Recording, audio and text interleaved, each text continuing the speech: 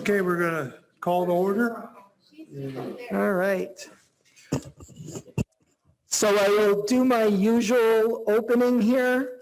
So in accordance with an act to implement provisions necessary to the health, welfare, and safety of the citizens of Maine in response to the COVID-19 public health emergency, as enacted to read Section G1 MRSA subsection 403-A, public proceedings through remote access during declaration of state of emergency due to COVID-19. This business meeting is being held with a mix of in-person and virtually using Zoom.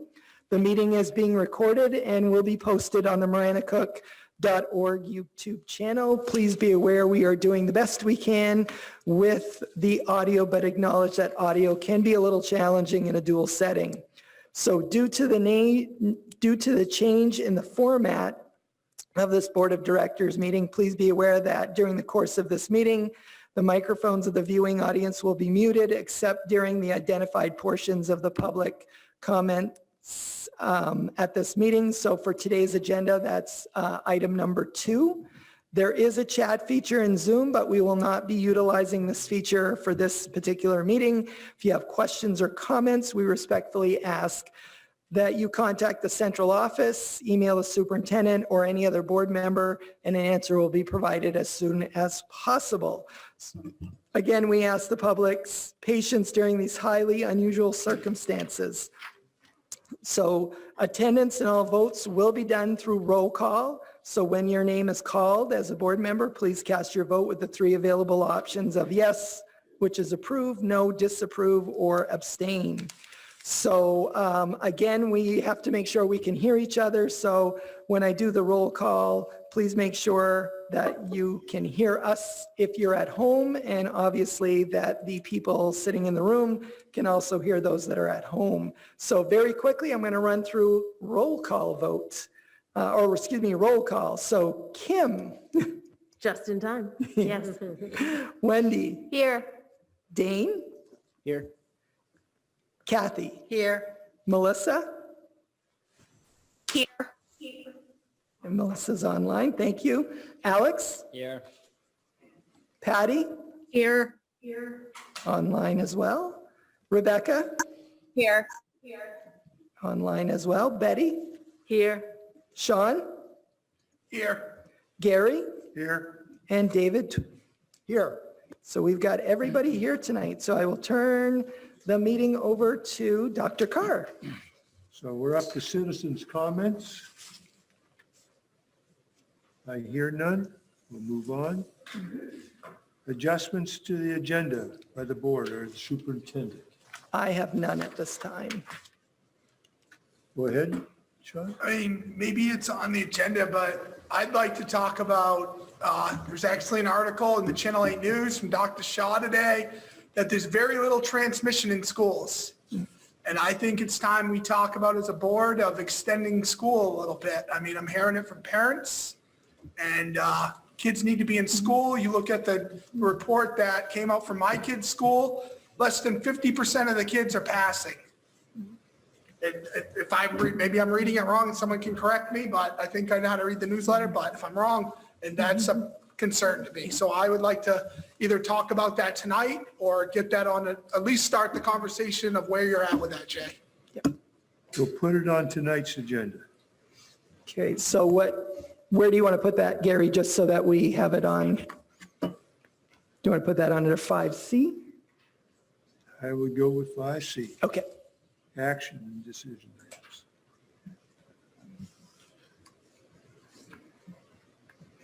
Thank you, Sean. Presentation of a graduate. So we've got, as Dr. Carr is getting, or excuse me, Dr. Connolly is getting ready, we signed up to work with the Barr Foundation for a Portrait of a Graduate, which is an initiative to look at what you expect your graduates when they leave school to have. We had started it last pre-COVID. We kind of started it in January, and we had just started to make some plans, and then COVID hit and everything kind of shut down. Dr. Carr is very passionate about this work, and he offered to pick it up and run with it. So he has done a fantastic job getting buy-in in a difficult situation, getting information out. So he's got a presentation, and I know Dr. Levac is also helping him out with this. So we will turn the presentation over to Dr. So Conway. it's really Dr. Conway, not me. All right, thank you, Mr. Charette. So as Mr. Charette said, the portrait is something that we started last year and then kind of got stopped by COVID, but we're ready to start it back up. It's something we do feel pretty passionately about and involves identifying skills and competencies we want our students to graduate with, leave Marana Cook with. It's really not just a high school thing, not a middle school thing. It's a K through 12 thing and involves our community. Through the portrait process, we'll be identifying skills and competencies we want our students to learn and graduate with beyond just their regular content standards. They're skills that will help them be successful in life, at work, in boards, in their families perhaps, in different situations they encounter. But before we jump into the heart of the presentation, we were hoping to have a little discussion amongst this group. If you could take a moment and think about one skill or competency that comes to mind when you think of a Marana Cook graduate today. That could be a skill like being a problem solver or a lifelong learner or something like that, or it could be something different. But what comes to mind when you think of a Marana Cook graduate today? We'll give you just a few seconds. We're going to put you on the spot, and then we're going to go around and say those skills. So get ready for it. We're hoping to do a few of these discussions tonight. We'll start with Kathy tonight, but then the next one will go this direction just to make it uncomfortable for everyone. So the first thing I thought of when you said that, Dwayne, was an independent worker. Independent worker. Kim, how about you? I'd like to focus on communication skills, verbal communication skills specifically, because they spend so much time doing this that I feel like they probably need a little extra help. Okay. Betty? Perseverance, being able to continue on even when things get difficult. Those are great. That's awesome that those skills come to mind for Marana Cook graduates today. What you think they have. Dane? Self-reliant. Mr. Charette, do you want to play You might along? want to skip me just because I've been through this, Sure. so I don't want to color things. All right. So. Dr. Carr? Somebody that can solve a problem Problem that's in solved. front of them. Wendy? Confident? Confident? Independent thinker. From a Marana Cook grad? Yeah. Yeah. I would have experience, yes. Yeah. Good.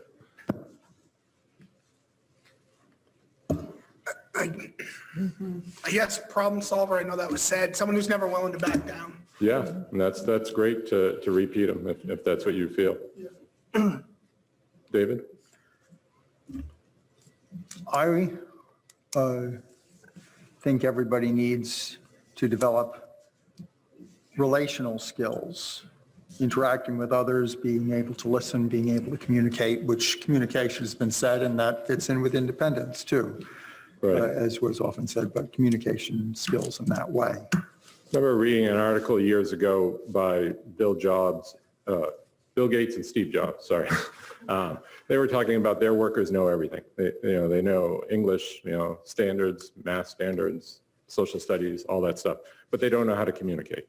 And that was, just by them, their take on it, that they wish their workers could communicate better, collaborate together. Certainly all the skills that you folks mentioned are vital. It'd be hard to say, this one's not important or that one's not important. So do you think any one of these skills or competencies you shared are important enough that you would want all Marana Cook graduates to have that? And that's something, the process we're going to kind of be going through over the next few months.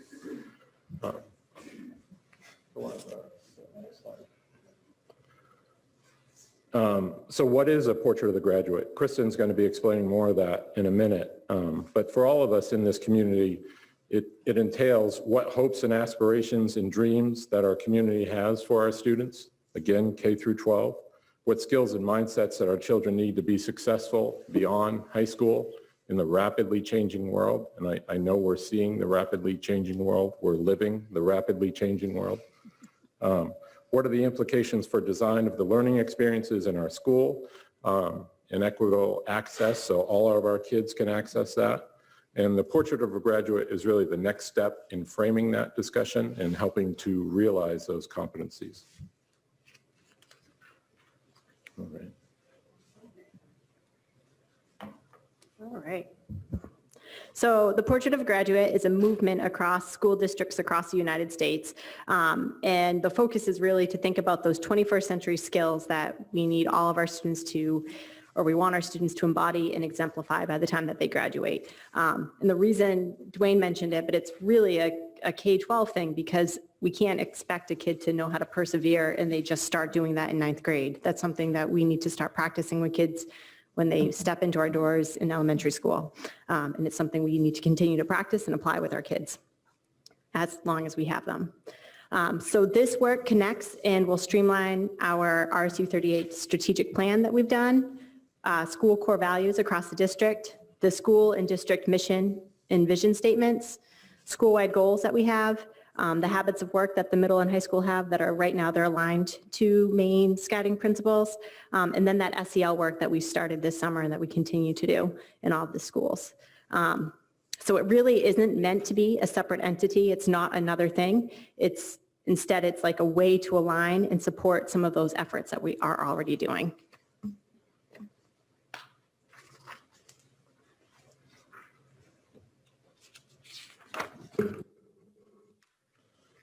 All right, job changes. As you know, people change jobs more frequently now than ever. A current graduate, 18 to 40-year-old, will change jobs over 10 times in their lifetime.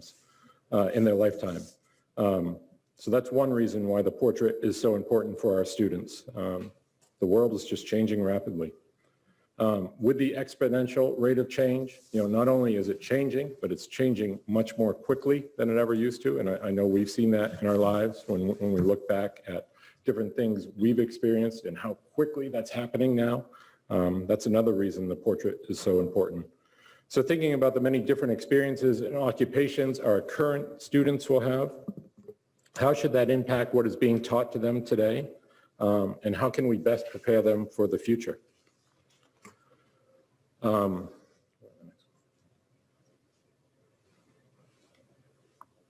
right. So automation today has changed the world in an incredible amount.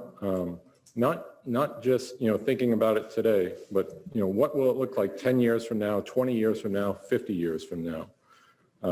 If a task has a pattern to it, and we've seen it in the world around us, if it has a pattern, it means that an algorithm can be written for it and it can be automated.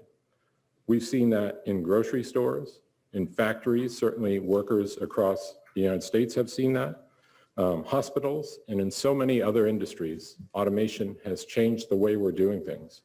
And it's really in many ways creating more jobs, more opportunities, but we have to make sure that our students are ready for those jobs. Think about how many jobs, how jobs have changed and how they will continue to do so. The jobs many of our students will have, and I know you've heard this before, haven't even been invented yet. Think about the rate of change our students will experience in their lifetime. I know that we're all feeling that rate of change, and oftentimes we're not feeling prepared for it. How do we better prepare our students for it? We're going to play a short video for you. Diane's going to do that for us.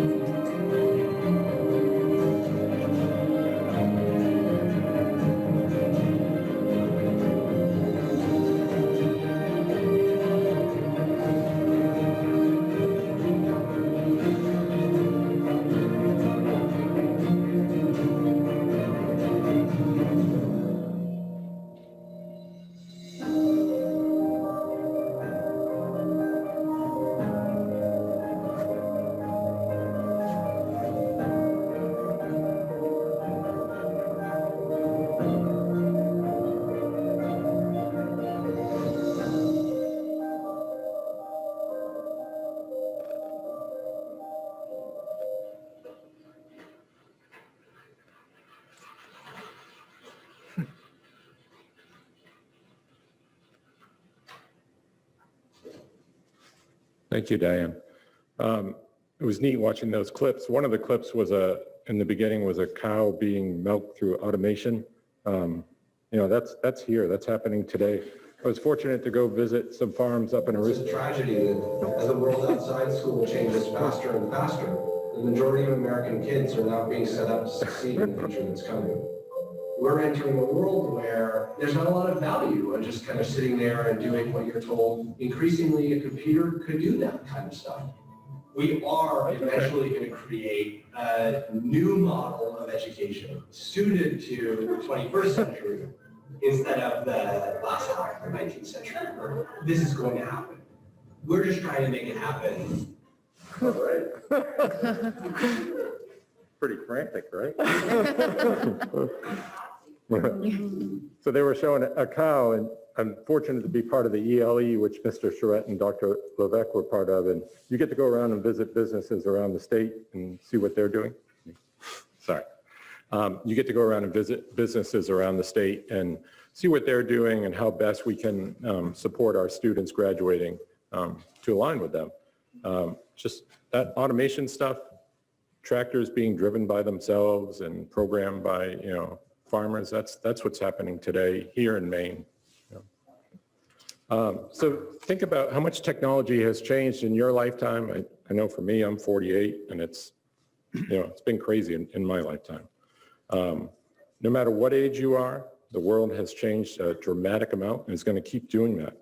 The smartphone in your pocket, the smartphone that we all have, which is outdated at this point in many ways, is 1,000 times smaller, 1,000 times cheaper, and 1,000,000 times more powerful than a supercomputer from the 1960s or early 70s.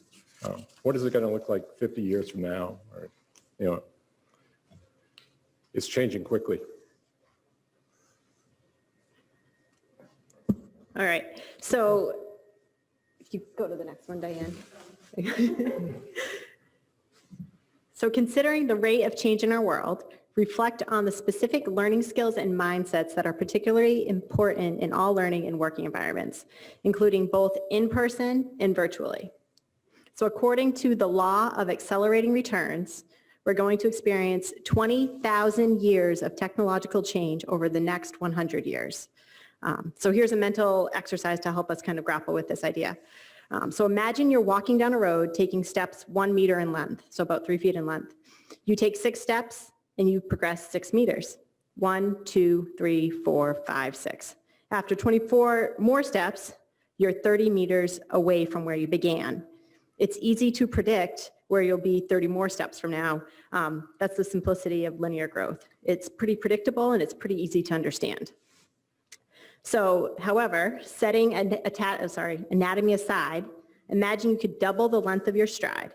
So now, when you take 6 steps, you're actually progressed 32 meters. So it would go 1, 2, 4, 8, 16, 32, which is significantly more than the 6 meters you'd move with the equal number of steps. So following this, by step number 30, doubling your stride will put you millions of meters from where you started, a distance that's equal to 26 trips around the world. So it's just a huge difference.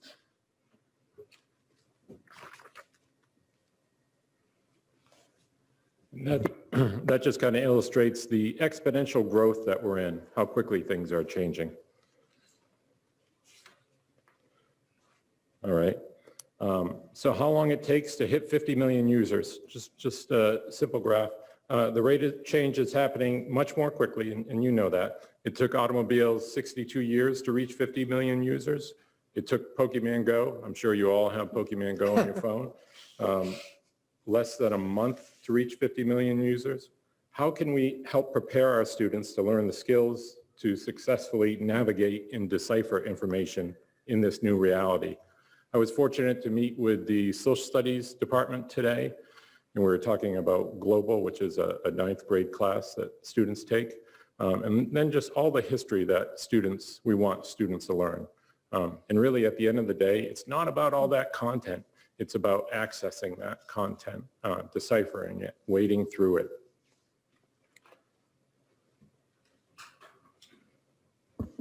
So just jumping off of what Dwayne just said, I'm teaching a geography class right now, and we're talking about the 5 themes of geography. And one of the things we've talked a lot about are the movement, and so movement of ideas. And I'm in my mid 30s, and so I'll talk to the kids and I'll be like, when I was a kid, if I had to learn something, I'd have to go to the library. And they think I'm this like super, super old, archaic person. They're like, did you have to read a newspaper? Did those exist? I'm like, yep, they existed then. But I just think our kids are growing up in such a different time because I can ask them any question and they can Google it right away and, you know, have a pretty solid answer. So it's just a completely different world we're living in.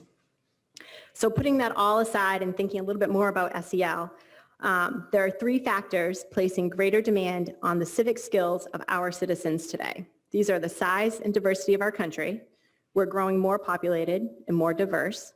The complexity of our public policy issues, so healthcare, immigration, international trade, taxation, for example, and communication in the forms of social media and conventional media that we have in our world. So in order for our country to function at a high level, we really need to be active and informed citizens. And we really need that for all of our graduates. All right, so we have one more activity. So we're going to take a few minutes and then have a quick discussion. If you take a look at the skills and competencies listed on the back of your handout, it should be like a Wordle kind of thing or a word cloud. These are the competencies that came from the company that, or the organization that's helping us with this. These are the most popular ones that they see. So if you can take a look at those competencies and decide which ones resonate with you most, we'll take a few minutes to take a look at that. And then we'll ask everyone to go around and share. So that's when Dwayne said we'd be going the other way around. So if you can share why you chose it, and again, just like you did the last time, which one it is and why you chose it.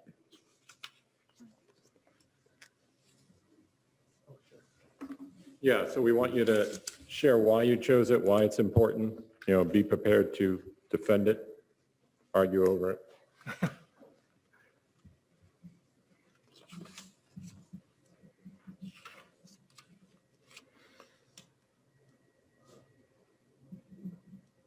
David, do you mind starting us off? No problem. I'd go with conscientious. And how come? Like most of the others, it's a base thing that you've got that, you can handle many of the others better. That it's a quality that I think is important for people. Right, so some of these qualities are interwoven with others or, you know, complement others or a certain aspect of others, yeah. Makes for a whole person. Right. Sean? Problem solving. I think problem solving's big because I've had people work for me that are very, very intelligent, you know, gone to some pretty high quality schools, but they can do their job, but once they run into a problem, they just melt. And trying to coach them to become problem solvers, see it all the time. And I think people who have problem solving skills can go far in life. Yeah. We certainly do encounter a lot of problems every day that we have to navigate and overcome. Alex? Goal-directed. Goal. And my understanding is you have to know where you came from and you have to know where you're going. So that's why I picked goal-directed. Remember seeing a presentation by Travis Roy. I don't know if you're familiar with Travis Roy. He passed away a little while ago, played for BU, 9 seconds or 11 seconds, became paralyzed. And we talked a lot about goals and the importance of it, and it resonated with me and really helped change me. Wendy? I'm going to go with critical thinking. I think if you can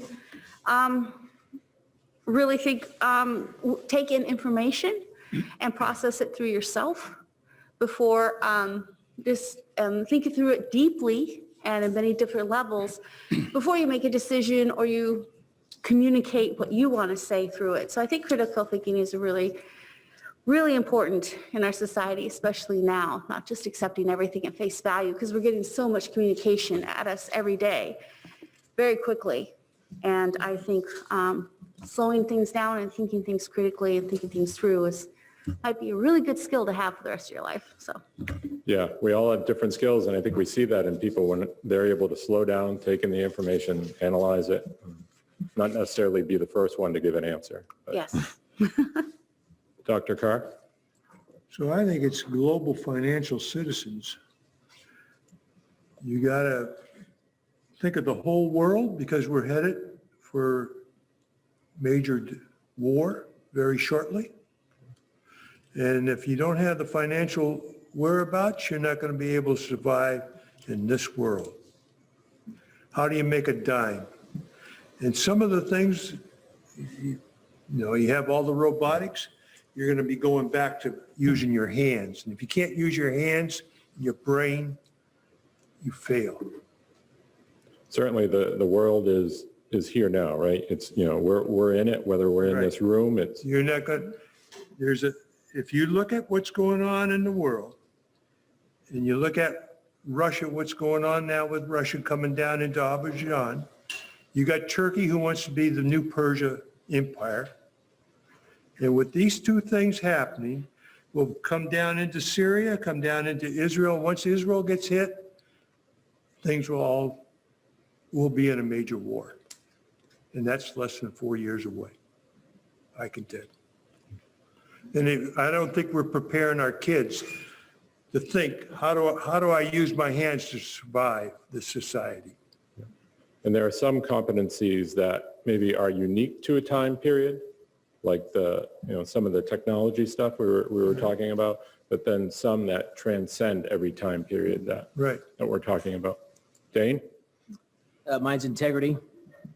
Obviously, integrity is being honest, not just with yourself, but having a good moral compass. And yeah, there you go. Integrity. Betty? You stole mine.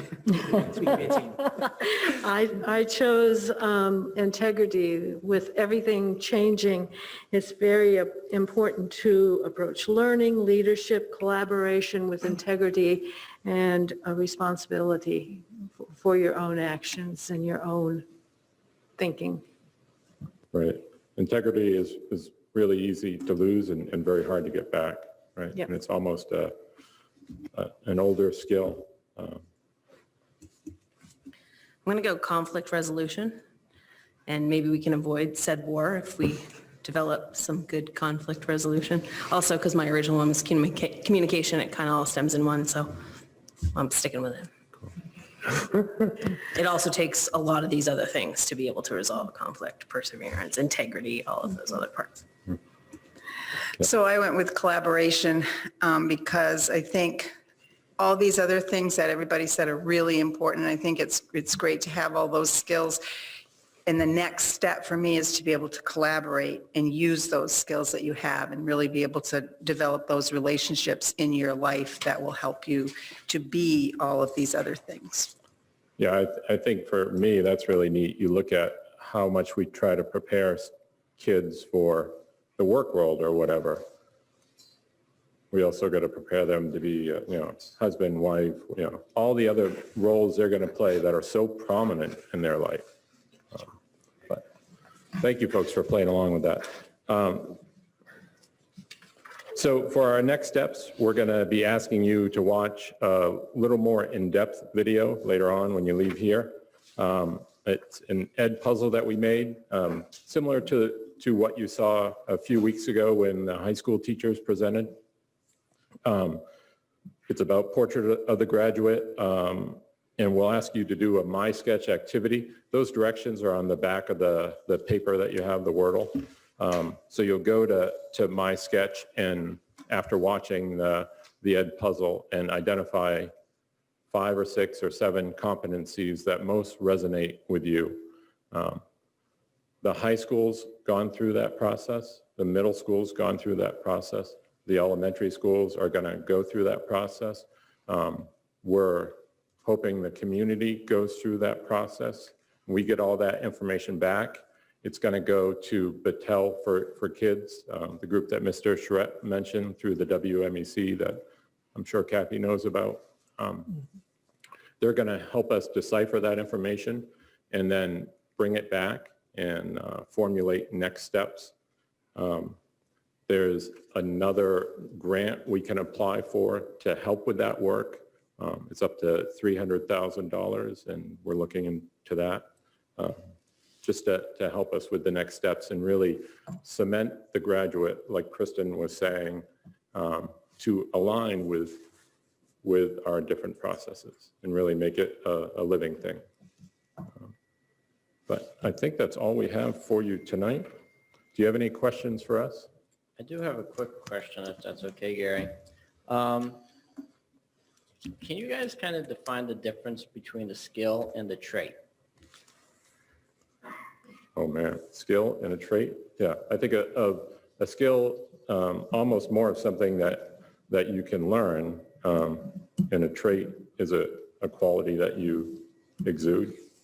Okay. But that's the way I think of it. Okay, just my personal understanding of a skill is a tangible ability. Yeah.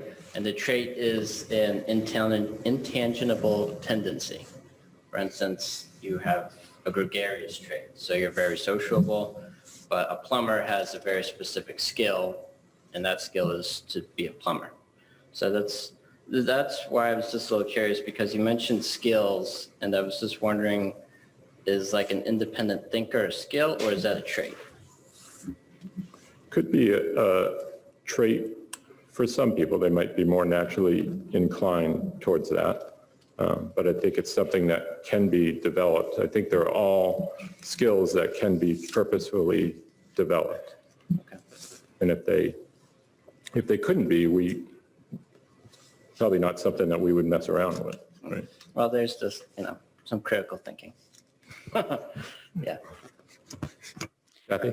I would just like to know how to get that video that you showed so I can show it to some other people. Right. It's fun. We'll share it with you. Okay, thank you. Yeah. Yeah, Sean? Go ahead. I just think it's great that you said it's going to like the high school all the way through the schools, because a lot of times these things, from things I've been involved in, start way too late. And it's proven, some stuff I've worked on, that kids need to start thinking about this at a very young age. Like, they need to start thinking about what they want to do, or what's available to, maybe not what they want to do, but what's available to them in the world. Not when they become a freshman, but when they're in the third, fourth grade. There's some studies out there that show that. So I think that's great. Cool. Thank you, folks, so much for your time. Yes. Thank you for Thank you that very work. much, guys. So next up, I asked Brant to give us a quick sports update. I figured you guys would probably be getting some questions around sports and such. So Brant's been in the thick of things, and he's kept his kind of fingers in the pie so that he got the information quickly. So he's going to try to give you a quick summary and then answer any questions that you might have. Thank you, Brant. Sure, no problem. Thanks for having me tonight. So I want to give you a quick summary of the fall, because the last time I was here, I was telling you what we were going to do and what we were going to put in place for the fall as far as all the safety precautions and all that. And I just commend the coaches and the athletes. They were outstanding this fall. I never really had to remind them of what it is that they were supposed to do when they were out on the fields or running in the trails or whatever it was. They were outstanding. I never heard one complaint from any of the bus drivers that the kids weren't following the rules as far as wearing masks or sanitizing. The officials that came in and did our games commended the athletes and the coaches for being really strict with the rules and wearing the masks during warm-ups when some of the other teams weren't. I mean, it wasn't required during warm-ups, but we did it anyway. So I just wanted to let you know that the fall went really well from a safety standpoint. Most of the seasons were able to pretty much get completed. The soccer got cut a little bit short because the last game we had scheduled was against a team that went into remote learning for a week, so we couldn't play them. The cross-country season, we had 3 home races, which is really good.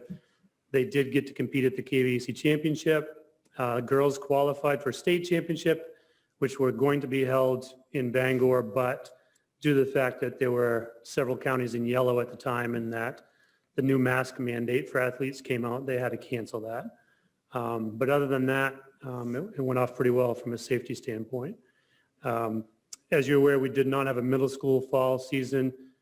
mostly in part to the fact that we had 1 o'clock dismissal 4 days a week for those kids. And it was really difficult to try to manage transportation and other things. And the fact that we have to, deal with daylight and transportation issues and all that.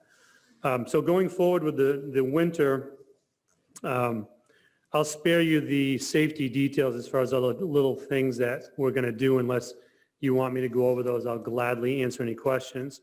But basically what's planned as of right now, and we know things can change hour by hour at this point. We used to say week by week or month by month, and now it seems to be hour by hour. Sometimes things will change. I'll get something ready in the office, and then I'll see Jay walk in, and I'm like, no, seriously, man, why are you here? The only time I see you is when you got to change something. But we're dealing with it. We're doing okay. So as of this moment, this is what's planned. High school winter sports are set to begin December 7th for alpine and Nordic skiing, basketball, and ice hockey. And those are all of the sports that we do offer for the winter anyway. So those are all set to go on that date. Middle school, we're going to attempt to have a Nordic ski season and a basketball season. We still have the 1 o'clock dismissal time, but we're going to give it a go. It is a voluntary thing. Sports, kids aren't required to have sports. So we're going to try to make it work the best that we can, considering what we have to offer and who we have for coaches and all that. So basketball and basketball for the most part would begin their practices sometime after 3 o'clock using the middle school gym with a couple of staff members that we have. And then we'll go from there. So we'll start to do signups for the middle school coming up soon. And I think I said they're starting December 14th. So that'll give us a week to get into the high school season before we get going with the middle school. The only sport we're not able to offer this winter for middle school is alpine skiing. And that isn't because we don't want to, it's because we have absolutely no place to train for those kids because Kents Hill School is closed to the public. They're not letting anybody in, including our high school alpine kids. So we're going to have to get really creative with those skiers. They're going to have to do a lot of training on their own on weekends and maybe up at Titka Mountain in Farmington during the week if we can get busing. So it's going to be kind of difficult for the high school alpine and non-existent for the middle school alpine kids. But we do have a partnership with the Maine Junior Ski League, and I'll be able to share that information with those athletes in the middle school who are ready to race and want to race. They'll be able to enter as individuals on weekends with that league. All athletes and coaches are going to be required to wear masks at all times, including competition. That's a new state mandate that's come out. So as soon as the kids are arriving to practice or whatever, normally they would have the mask on for this fall and they could take it off as soon as they started to compete. But now they have to keep it on the entire time. That's coming down from the state. They are allowed mask breaks, and I've gone over how to safely do that with my coaches within the past week. So we've got a plan set for that. Each sport will have a set of safety guidelines to follow, which are set by the Maine Principal Association, which coincide with the Community Sports Guideline, which the state updated at the beginning of November, which is put out by the DHHS and the other state agencies. Each of the two gyms that we have, the middle school and the high school, and the ski building, which is right off the IA in the music room, they will have sanitizing supplies on hand that will permanently stay there. So then when teams are practicing or using the ski hut, they'll have everything they need available, sanitizer, extra masks, and whatnot. Also, along the lines of the gym, the ski building, we are not scheduling those out to the public at all. So the only people that are using our gyms this winter are our school teams. We're not letting any adult volleyball or rec basketball or any of those things use the gym.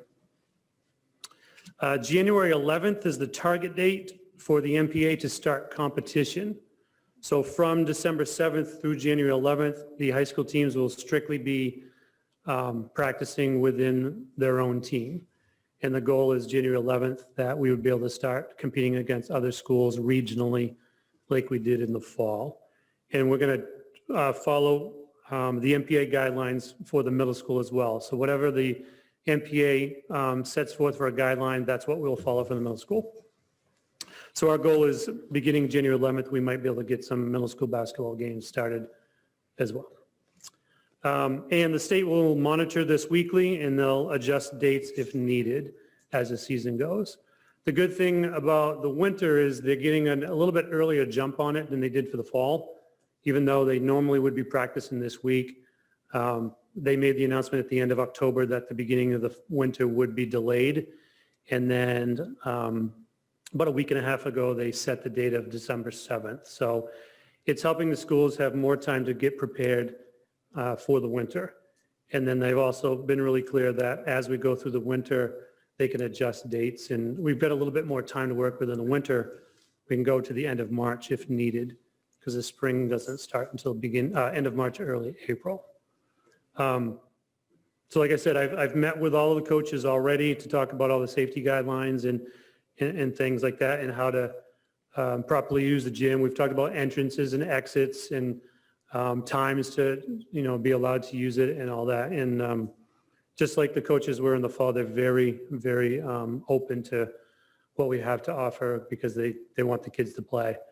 And that was what was the most rewarding thing this fall, was seeing the kids out there playing and really enjoying what they do.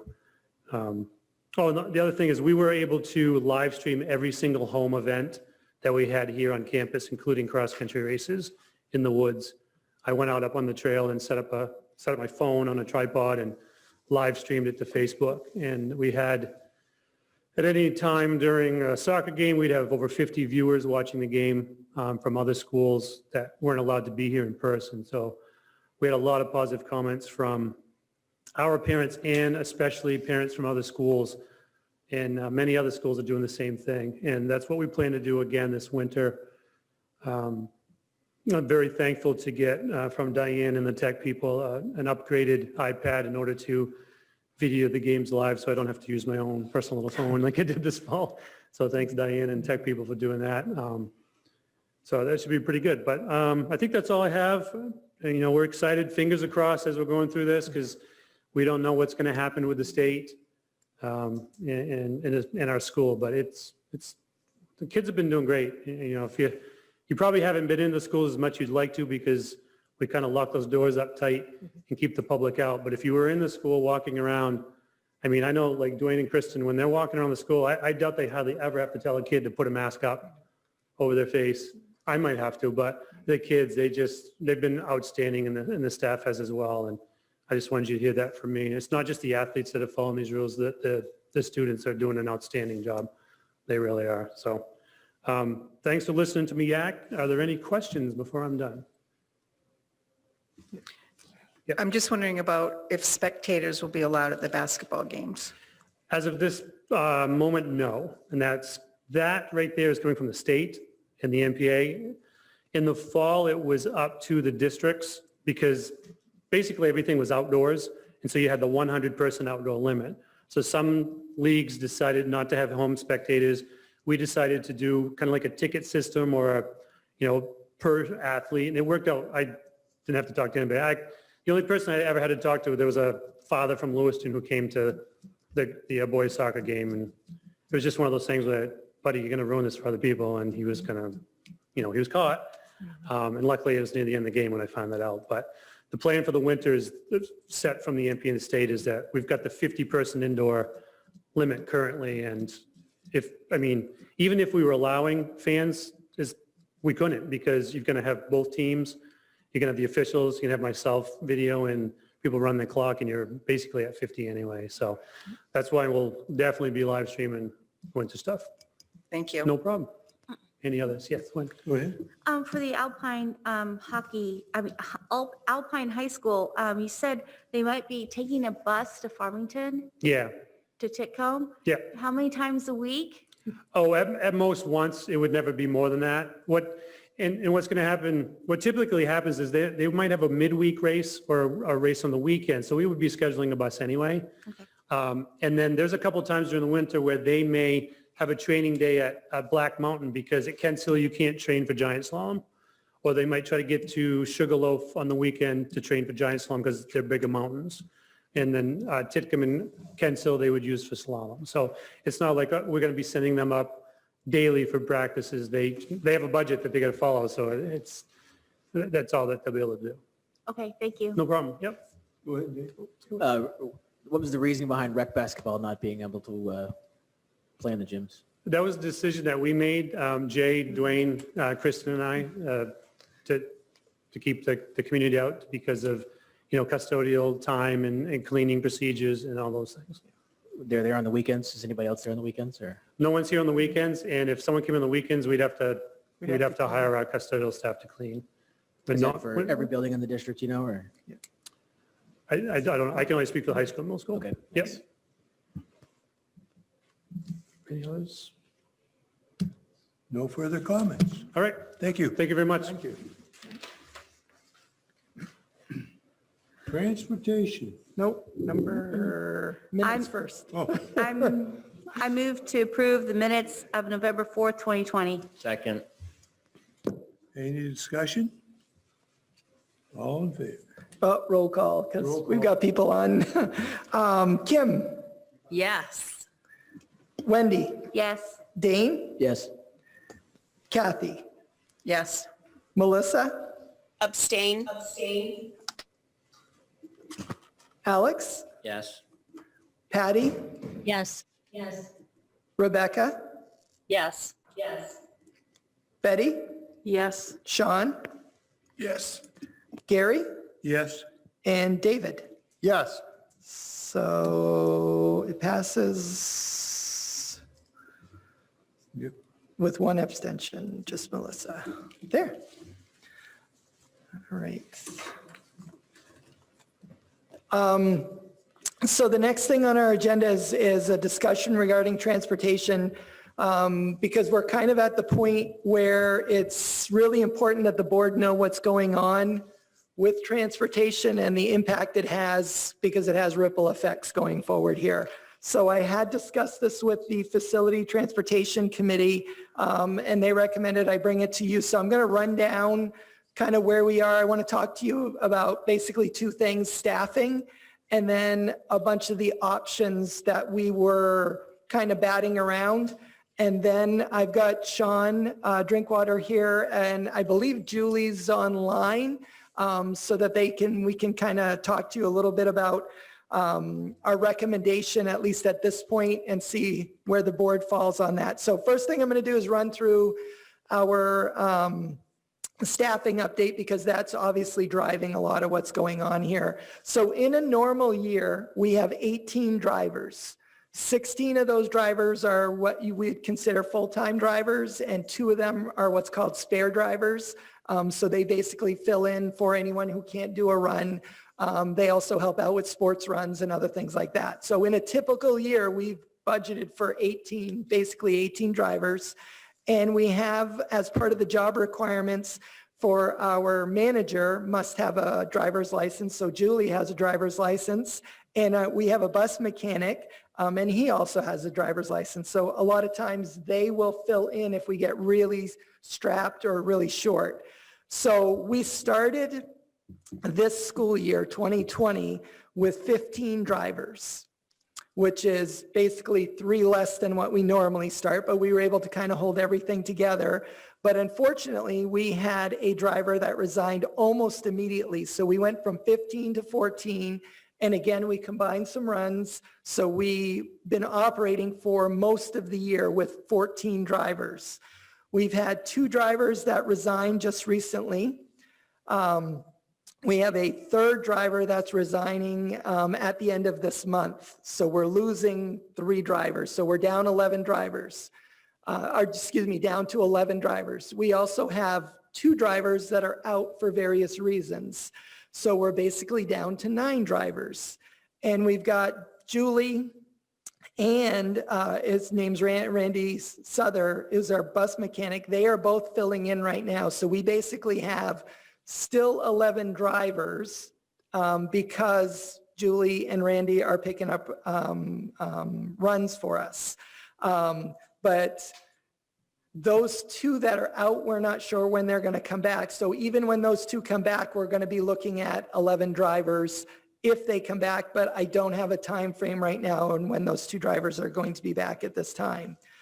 So what that means for bus runs, these are things that we talked about, kind of brainstorm. So I'm just going to run through them first. So we talked about how can we consolidate runs. Because of COVID-19, we, on our buses right now, currently we're doing one per seat, but families can sit together. So we run usually anywhere from about 26 to 30-ish kids on a bus because of families. So we thought, we're not totally full all the time, so the bus department's done a really good job of kind of saying, well, on this day, this seat is open, so I can put somebody on and, that kind of thing. And I've been calling it the Band-Aid approach because we're basically consolidating runs and doing our best to shift kids around. That's a stressor to families, and it's a stressor on the bus garage because they've got to make calls to those families and let them know their children might be on different buses. So it's not ideal, it's far from ideal, but it gets kids to and from school. Another option we have is to go the route where we say that we can allow up to 49 students on the bus and have the driver, so that would be 50 on a bus. That's an option that we can look at. I'm not sure how well that will be received in our communities. But it is an option. There is no rule that says we can't do that. We keep windows open on buses right now. We use assigned seating. They are cleaning the buses, obviously, after runs and stuff like that. So that is an option that's kind of on the table. Another option that we have is to look at the possibility of staggering some runs. And what we mean by that is basically, we bring in like the elementary school and then bring in the middle and high school, or bring in the elementary and middle school, then send the buses back out, pick up the high school. So there's a couple different options for that, but there's some impacts on that. The first one would be the timing of those runs. Who's coming to school first, who's coming to school second, that kind of thing. And it means a different start time for the different groups. If you start the elementary school at 8, I'm just going to use that as an example, we need about an hour and a half to be able to do another run because we'll have to clean the bus completely before we can take it back out. So we would need about an hour and a half. So you're looking at the beginning of the day, if we were to start at 8, the second run whatever group that is would be starting at 9:30. And then again, at the end of the day, let's say you ended at 1, then the next group would be going home at 2:30. So there's some logistical impacts to that, especially depending on who's going in first or who's going in second. That has an impact on families. And it, depending on what we're doing, it has an impact with CATC students being able to attend at the right times. So there are some impacts there. The other thing is that would be a budgetary impact as well, because we're going to have to ask drivers to do more runs to be able to do that. So there is a budgetary impact of, I think I figured it out just very quickly. Time-wise, that's about an extra 72 hours a week, and that's just a rough estimate. We can cover it because we haven't fully staffed our position, so we can cover that. Bridget and I have had a conversation about it. But again, it's like anything else, you never know what's going to come up. So that's something else we can do. We are advertising for drivers. I want to be very honest about that's an expensive proposition, and we haven't gotten a single application. We've gone to the Kennebec Journal. We've gone to the community advertisers. We have it posted on our webpage. We've tried word of mouth. We have a sign down at the bottom of the driveway. So we're continuing to advertise, and we're trying to find drivers. There's just nobody's coming to our door. So, that is, a problem. Something else we talked about was the potential of saying, do we ask a particular school to go remote? Like the high school, for example. I think that was a less than ideal option, but it was one that we're just kind of brainstorming with this. And then something else that we're going to kind of look into, and I think the board is going to have a conversation, is it time to start a conversation with a third-party contractor? I believe there are some companies that don't have all of their buses running right now, and we might be able to get, drivers from them. But again, that's a kind of a roll of the dice too, and that could be fairly pricey, fairly expensive for us. But it is an option when you're talking about what are options, and we were just kind of brainstorming, what do we come up with? Those are options that are out there right now. We also talked about, could we share with other districts, that kind of thing. And again, RSU 2, I know they use a contractor in Hollowell and Farmingdale. Monmouth, I believe, has their own buses. Winthrop uses a contractor. So I don't know if there's a whole lot of options there in terms of being able to share with anyone that's at least local to us, or might even be close to some of our, where our students are. So we're really kind of in a pickle. And like I said, we did a lot of brainstorming to try to come up with just let's throw ideas out. And these seem to be the most viable ones, although they're not great. The bottom line is that at this point, we are still using a Band-Aid approach, and I've asked them to use that to get us through to Thanksgiving. But it's going to get more difficult going into December and then obviously January. We can't keep using a Band-Aid approach forever.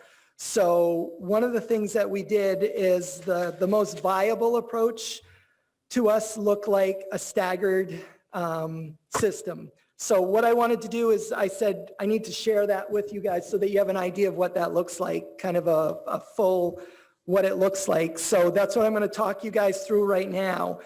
And then as a board, we need to have a conversation, and you need to give me a little bit of direction on where you'd like to go with this. So what we were looking at was bringing the elementary and middle school in at the same time frame. So the buses would be there 8 to 1, or excuse me, their time frame would stay the same, would be 8 to 1 for the middle school and the elementary school. Then what we would do is do the high school from 9:30 to 2:30 to do that. So this is how it breaks down in terms of buses. So in Manchester, we currently have 5 buses running. Using a staggered system like this, we would be able to do it with 3 buses. In Reedfield, normally we have 4 buses. In this tier system, we could do it with 3 buses. Mount Vernon normally has 3 runs. In the staggered system, we could do it with 2 buses. In Wayne, normally we would do it in 2 runs, and we would continue to do that one in 2 runs. So we would go from 14 runs that we currently have down to 10.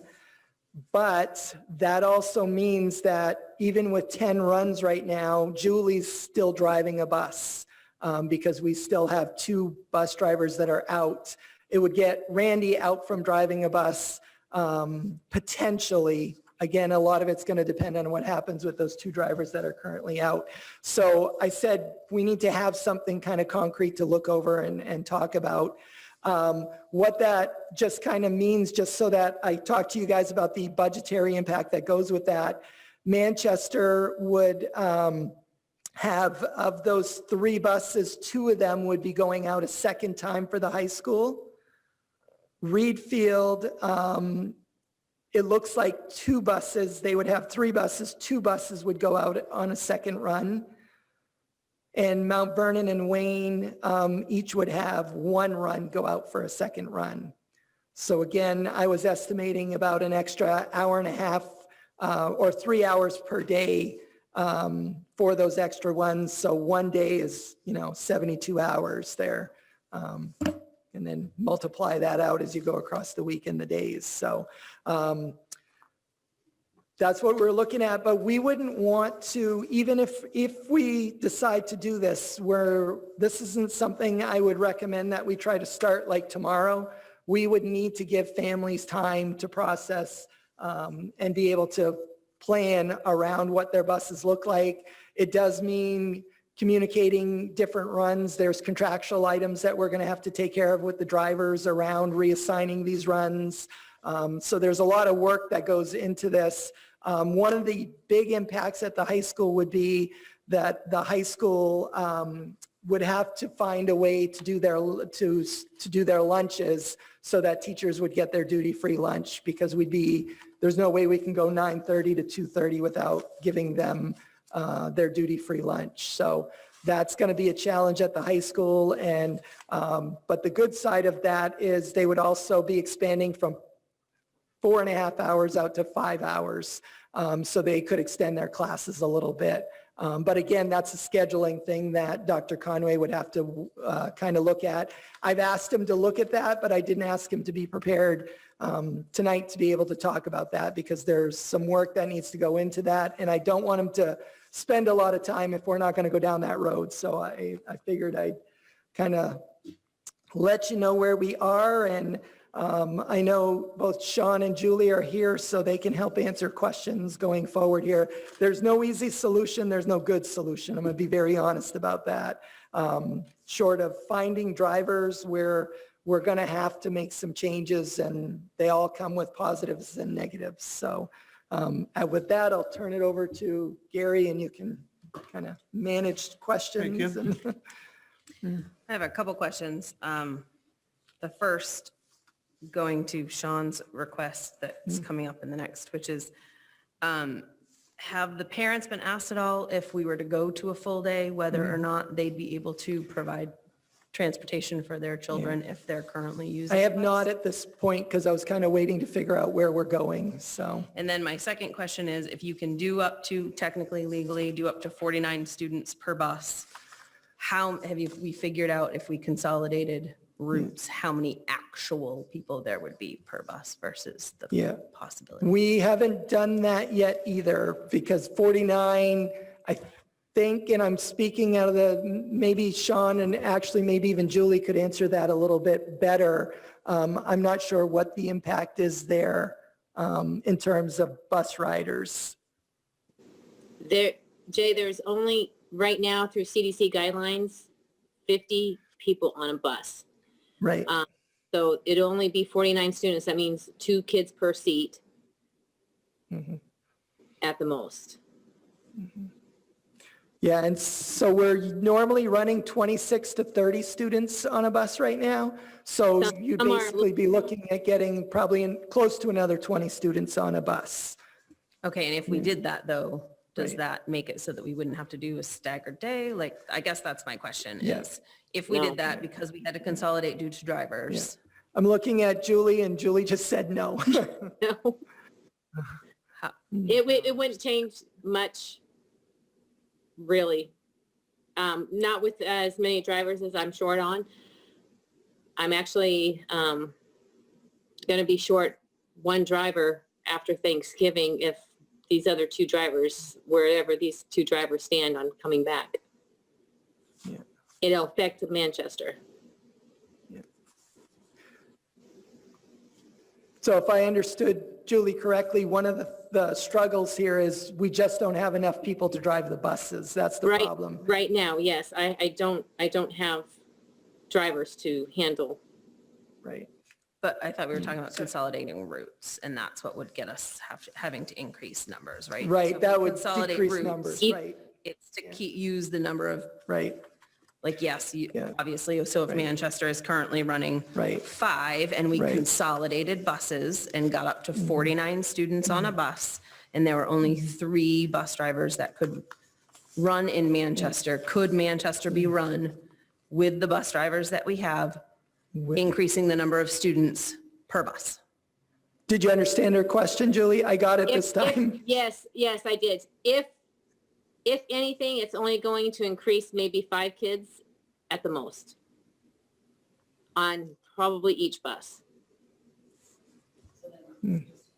Our buses are the transportation for, like, for instance, Manchester is our biggest group of kids that we transport. Most of those buses are about 2 two students to a seat because most of them are families. We do also have daycare providers that all daycare, the same daycare kids are two to a seat as well. So it's not going to really, we're not going to be able to do it. I'm losing drivers, and I have drivers going out for surgery as well coming up.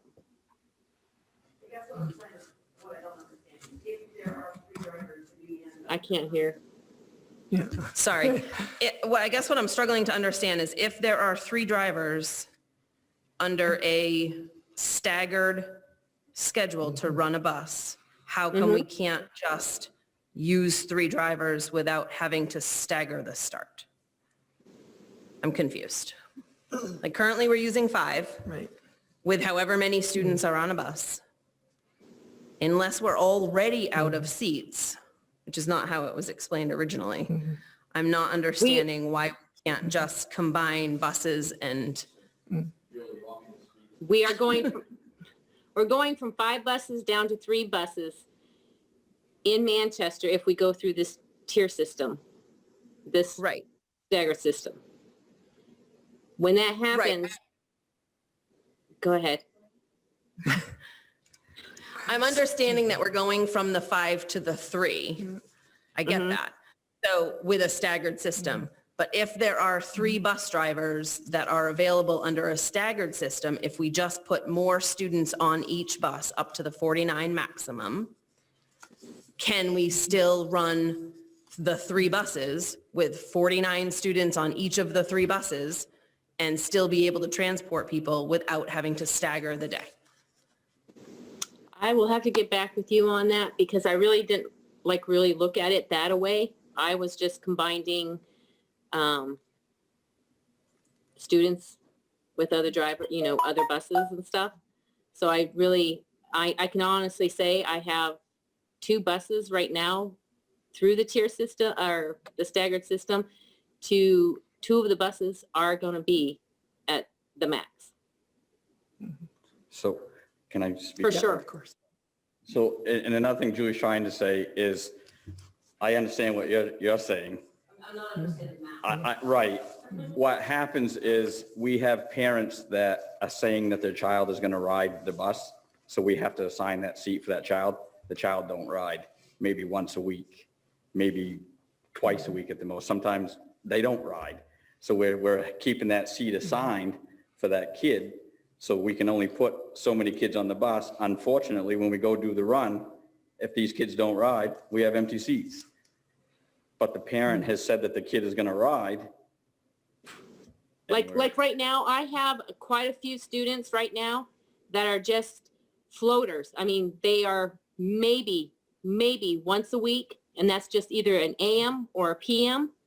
Or I have parents that are telling me I have to keep a seat open for them because they pay town taxes and I have to transport them. So those seats are taken up, but how many times do they ride? Not very often. I have been keeping track of all the kids on the buses. All the drivers check off on who's been riding and stuff. And I have a lot of them that are just PM. I have a lot of them that just once a week. I have some maybe 2 days out of the week.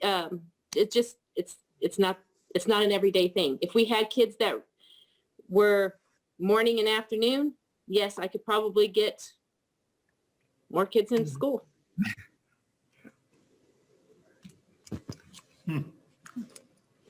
Here you go.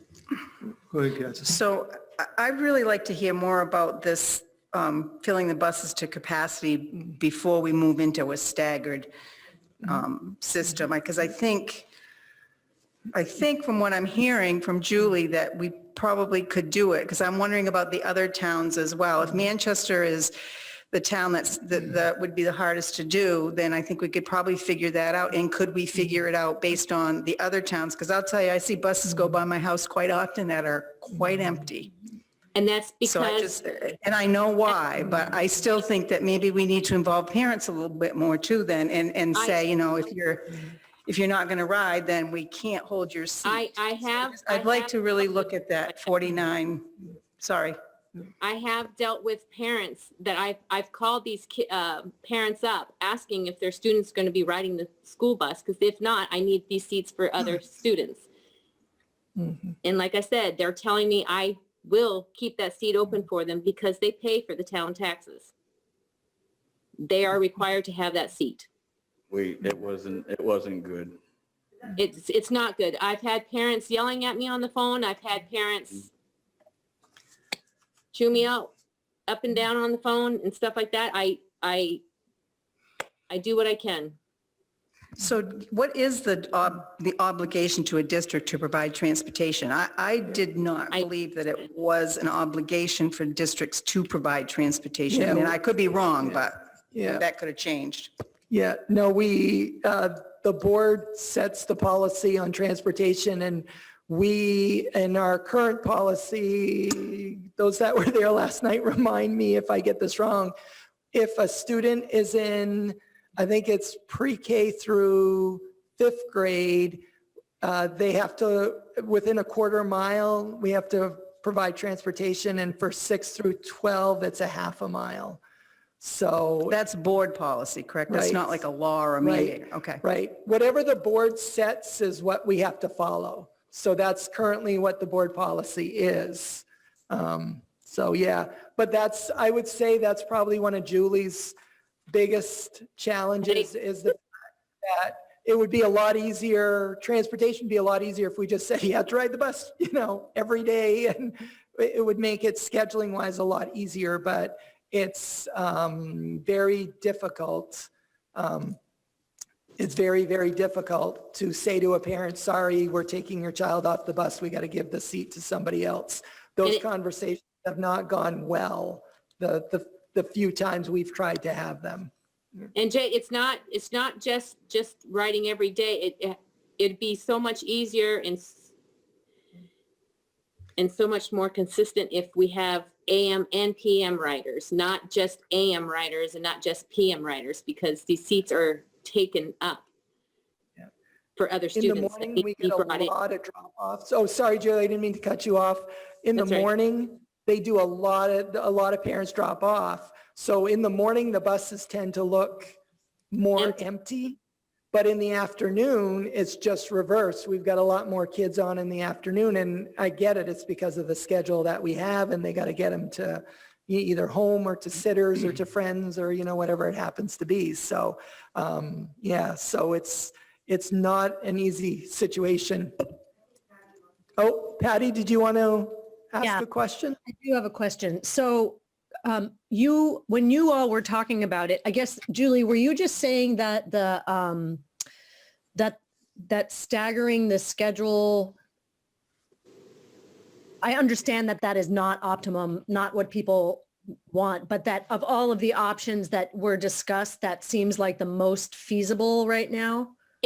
Yes, is what my goal is. I really would like to have Randy, my mechanic, off the school bus, especially with winter coming up, because if a bus breaks down, Randy has to be off that bus to go and rescue the students. Because if that bus breaks down and it's cold outside, if he's on a school bus, he's not going to be able to get to them. And that's the goal, is to get him off the bus more than me. But I just feel that my mechanic really should be off the bus. If a bus breaks down, to be there. If we had an accident, God forbid, if we ever have an accident, my bus driver can bring another bus. But with him driving right now, there's no way that we would be able to go out and send another bus and until he gets off the bus. I have him on the shortest run, but sometimes it's a little bit longer as well because it depends on the days.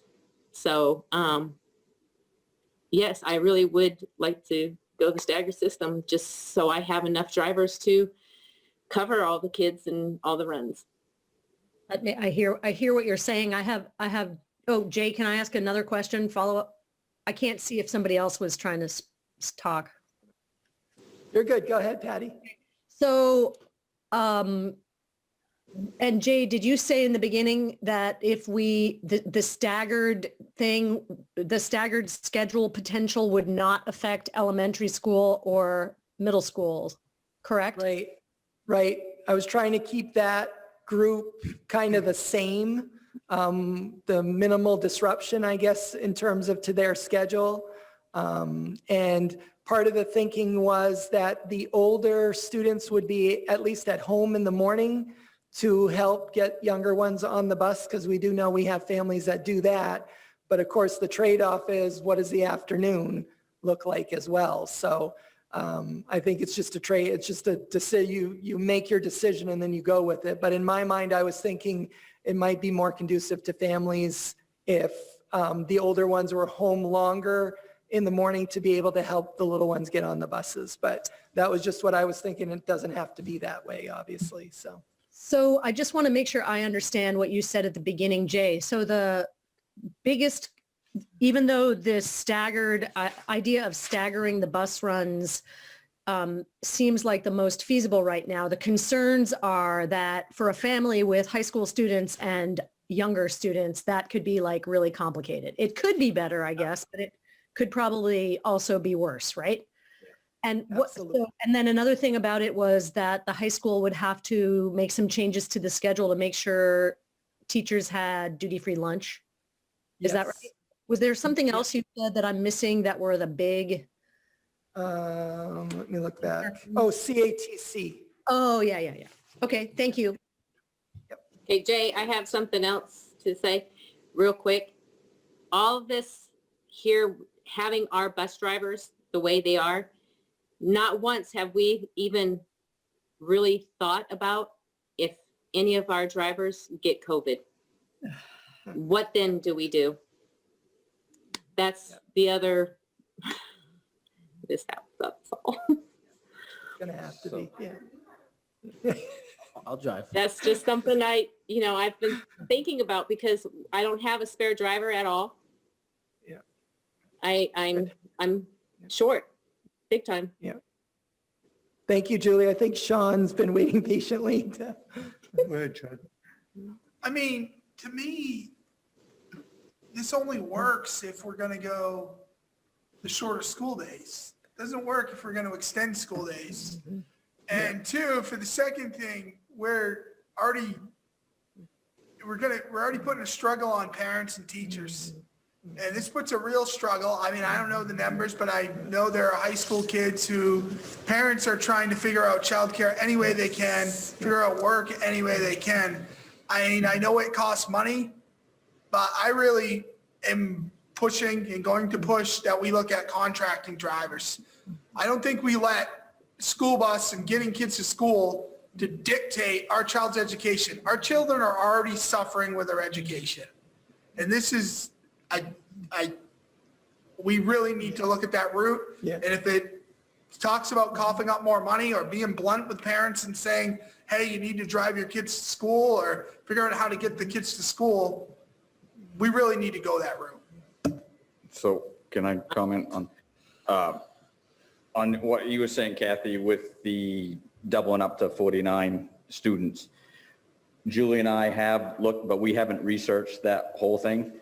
If we didn't hold seats for students, We could do. I can almost think that it might work. I don't take me on that, but we didn't look into that 100%. But with the COVID the way it is right now, I don't know how families would accept that either. Another thing you guys got to understand too, right now we're on a Band-Aid system. If we have one bus driver that just calls in sick, we can't get the kids to school right now. I'm just waiting for this day to happen. But like you said, we need some direction on where we got to go here. We're hurting. Go ahead, David. I'm very much with what Sean said. You said it very well for me. We're already, everybody in the system, teachers, students, parents, bus drivers are already stressed. They're already working it really hard to make this work. We want to lengthen the days if we can, when it will work. And I strongly support that we need to have better support for the buses.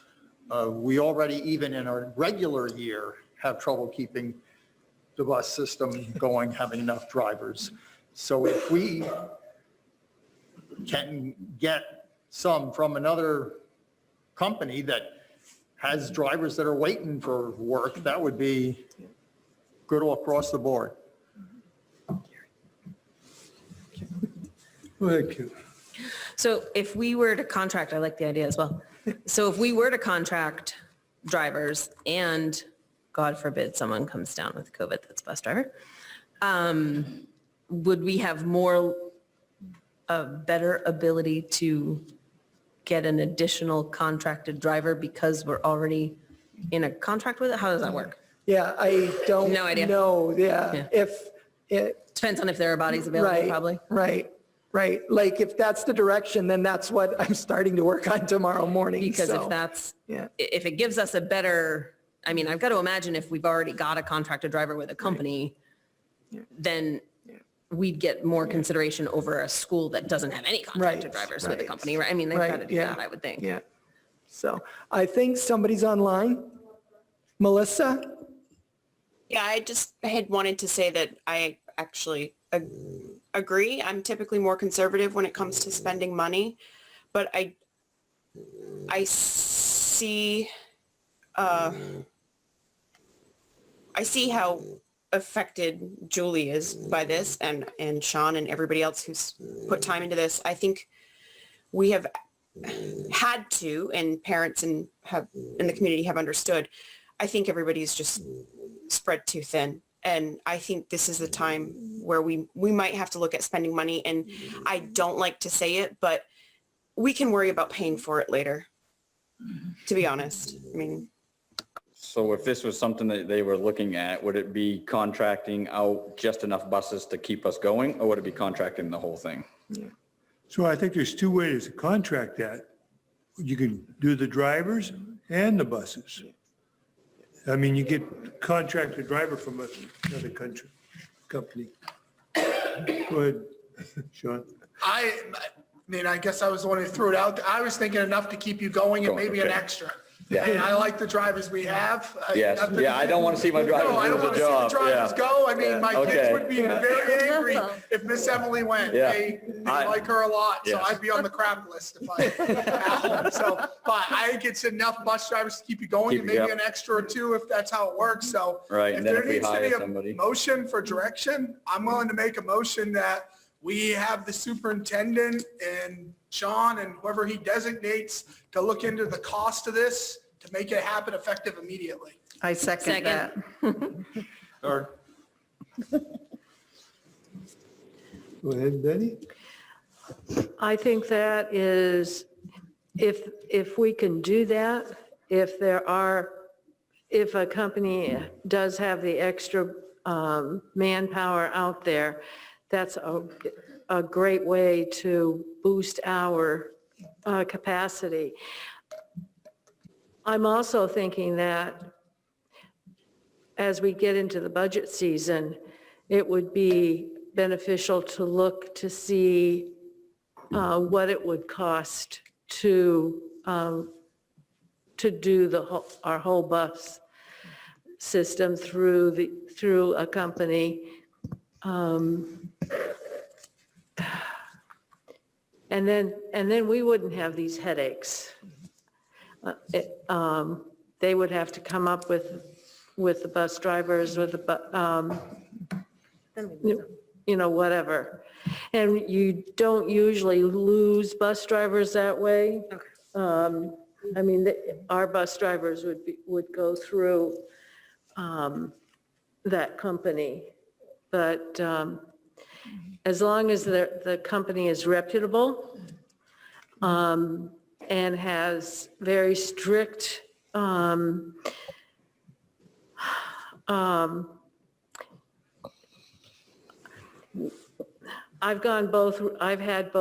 I've had experience with both. And sometimes when you go with a company, discipline suffers because they want to take care of discipline, but it's not the same way that you would do it. So anyway, there are pros and cons to having your own buses and your own bus drivers, as well as pros and cons to going with a company completely. But this might be the time to fully investigate what it would cost us. Go ahead, Sean. Just, I guess, so it's not provided acceptable, we would just go this route to the end of the school year and then look at it. You know, this motion's not to go indefinitely, I think, to the end of the school year, because I don't want to provide any uncertainty to the current bus drivers that we've had that have given a lot to our students. Right. I don't want to do that in any way, but I want to see an immediate resolution to this. I agree, Sean. I'm just looking, I'm looking to the future. I didn't want to have any uncertainty that this was something we want to do forever for right now. You're supposed to write a letter to the public, Yes. which we discussed. Yeah, I have it. I told you to yeah. put 49. Yeah, I have it as a ready to go. possibility. Yep. Because I think you got to look at the total picture, and some buses might have to run at 49, and So others might be less. on a plan B, would you rather have the staggered system or check on the 49? I mean, just in case we can't get a couple hired buses, we should have like a plan B. Which way would you like? I mean, Julie and I have worked on the staggered system. Should we look at the 49 system people too? I think Okay. you should. Yes. Yep.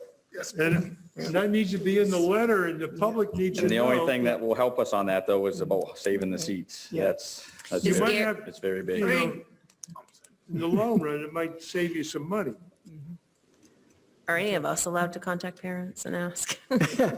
No, you don't want to do that. Yeah, believe me, you You don't got want to an do that. asset, you got to sell the asset or you got to keep the asset. And if the asset isn't making money for us, then we need to get rid of it. No, I agree with what you're saying. Like I said, we're just in a bind and there's some Right. options. I just need to know that which The one other you thing want to go first. is why can't in the middle of the grade school and them start at 7:30 instead of putting this way out there at 9:30 at a start? And how about extending the school day all the way to like a normal school day? Would you have the problem if you had the normal school day?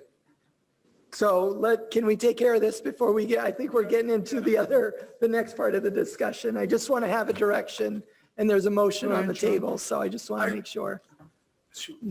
Oh, where I was going was the policy. Couldn't we change, I mean, it's a school board policy. What do we need to do to change it? I mean, we're in a, We're what did the working on that governor say policy. today? We could change We're in a that. statewide pandemic. We're in a crisis. She gave some 30-minute kumbaya speech. And she, we could change the policy to say, we're not saving seats and be direct. Like, we got to lead too. We can't leave this all on Sean and, Right. sorry, I'm drawing a blank on your name. Julie. Julie. Sorry. Hey, we can't leave this all on them. Like, we need to back them up. And so if we want them to tell them you can't save seats, we could put that in a policy. I mean, we're making all kinds of other changes for teachers and staff and stuff and MOUs and all that. I think we can do it for the bus people too. Thank I you. agree, Sean. I think we should look at that policy and just, even if it's just for the rest of this year, and we can do that and just, the saving seats, I think, may need to go at this point. So what about extending the school day? Hold on, we got to take a vote we got to do the motion before we, So- don't want to get caught in the weeds here. I think David, so.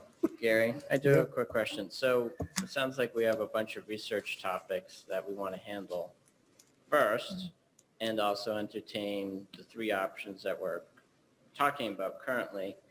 So would it be more prudent for us to make a final decision after we get all the research done instead of before? Because currently as the motion stands, it's effective immediately. We need to do something immediately because we're gonna get burnt pretty quick. Okay, so Yeah. my point being is, do we want to contract the service immediately and then go back and then re-entertain the idea, or do we want to entertain the idea and then contract the service? Julie, correct me if I'm wrong, but wouldn't you rather contract a couple buses if we can first? Or do you want to look at the 49 seat thing real quick?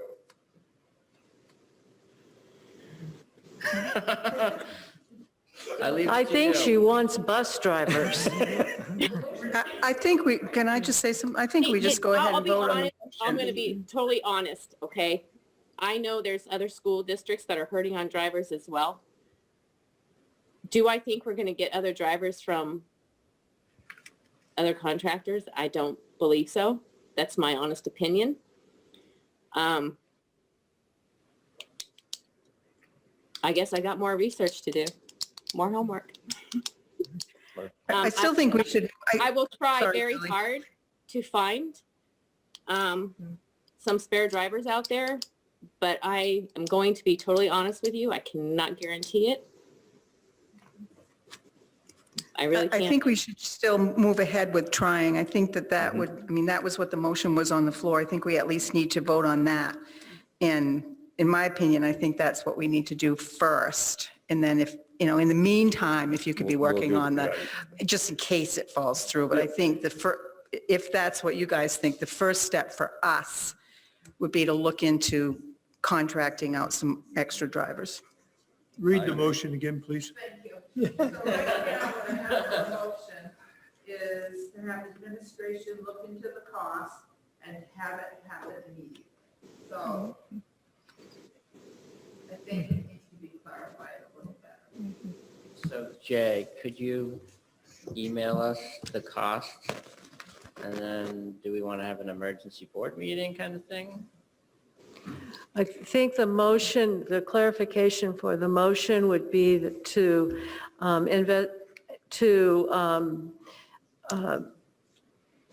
I don't know if we want to use investigate, but to investigate the use of contracted services with another company for a number of bus drivers needed to best fill our needs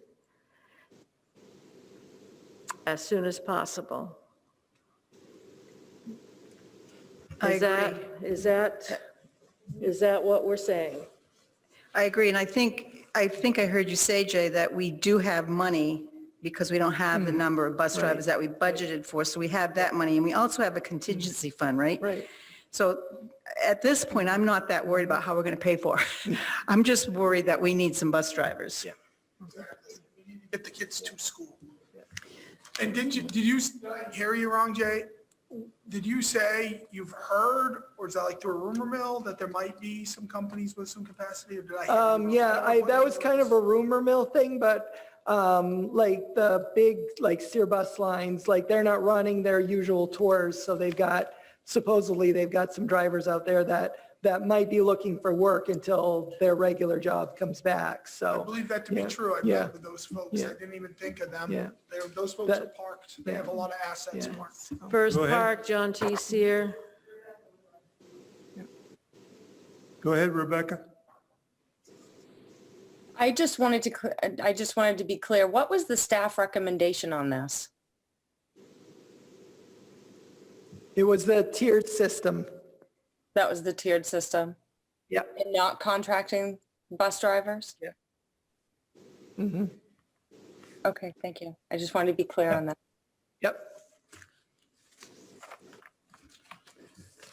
So we could have. Which staff were you referring to, Rebecca?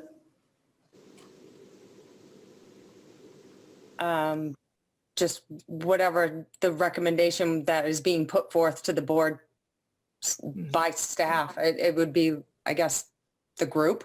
The group who are in charge of them. Okay, Julie and Sean. Julie, Sean, Jay, I'm sure they talked. Is that right? So can I just ask one more question? Was the recommendation for contracted drivers not like the first priority because of the fear that there weren't any available? Or was it just something that you didn't want to do for other reasons? No, if you don't mind me, Drew, speak. I feel like I'm overstepping her job, but the biggest thing was what we were trying to do was just cut some runs to try to make it go with our bus drivers that we have right now. Because right now, if we have just one person calling sick, and so we were just scrambling as fast as we can. And we've done a lot of work. And there's still more research that we could do, like you said, with the 49, but so that's the way we went, was that tier system. I call it a tier system, a staggered system. So in a perfect world, if we could get extra bus drivers, Julie and Sean, I mean, would that be something that you It would? would be great. You would like? If In a perfect world. If the two people that are out come back, that's even going to help, it would be a plus, but we don't know, so we have to know that we don't have them. Right. Julie, would you do? Anything will help. So right now we An have a extra motion. body will always help. I've actually thought about asking Stevie D. We have a motion on the floor to look into this matter. And as far as I'm concerned, we could have a quick meeting if we need to vote on it. But we'll vote on this motion to get the information. So can I change the motion to the wording Kathy gave us? Yes. Yeah. Could you actually just read the whole thing out again? What's that? Could you read the whole thing out again? To investigate the use of contracted services with another company for bus drivers needed to best fill our needs as soon as possible. So we're authorizing the superintendent to sign a contract? No, Does not say that. does not say that. 'Cause I we will gotta vote bring, on- like, this gives me direction to go do what I need to do, and then I will report back to you. Our next meeting is December 2. Obviously, I'm going to report back December 2, so you know what's going on. And if something moves quicker than that, I will reach out to the board, so. Perfect. Yeah. That works. Yeah. We could also make another motion after this, that if there is a contracted service, we could allow Jay to contract immediately. That would be an additional motion. Go ahead. Diane asked me to reread it because there was no microphone, so the public Okay. didn't hear it. I lost that, hold on. To investigate the use of contracted services with another company for bus drivers needed to best fill our needs as soon as possible. That works. Okay. Roll call vote. All right, here we go. Kim, Yes. Wendy, Yes. Dane, Yes. Kathy, Yes. Melissa, Yes. Alex, Yes. Patty, Yes. Rebecca, Yes. Betty, Yes. Sean, Yes. Gary, Yes. and David. Yes. So it passes unanimously. All right. I guess I would move then that we allow Jay to enter into negotiations with that company and hire or contract with the service if everything goes well. That's a really bad motion. Second. Well, I think he needs to look at the 49, which needs to be put out to the public now. That's part of it. I got did. it. Yeah, I got it. Yeah. Yeah. I think I want to second Betty's not very well. What's that? I want to second your motion, but I'm not sure the wording of it, but I second it. Yeah, to allow Jay to contract with another bus service Immediately. if that is, if we can get the bus drivers. How's that? That's better than, Possible. To ease the burden on our staff. yeah. Yeah. I think that's great. I mean, if he could get a hold of the company, I mean, I'm Googling them on my phone. Got 2 companies that do it. I trust your judgment, Jade and Sean, that you know if they're gonna try to gouge us, you probably wouldn't sign the contract. You probably know probably pretty quick to call another school district and find the going rate of what they're paying. Right. It's public information. So, they're gonna try to take advantage of us. I trust you guys that you wanna do it. Can I We ask, got another. oh, we got a motion, sorry, never mind. And it's been seconded by Kim, I believe. Kathy? Kathy. Roll call vote. All righty. Kim, Yes. Wendy, Yes. Dane, Yes. Kathy, Yes. Melissa, Yes. Alex, Yes. Patty, Yes. Rebecca, Yes. Betty, Yes. Sean, Yes. Gary, Yes? and David. Yes. Passes unanimously. Thank you.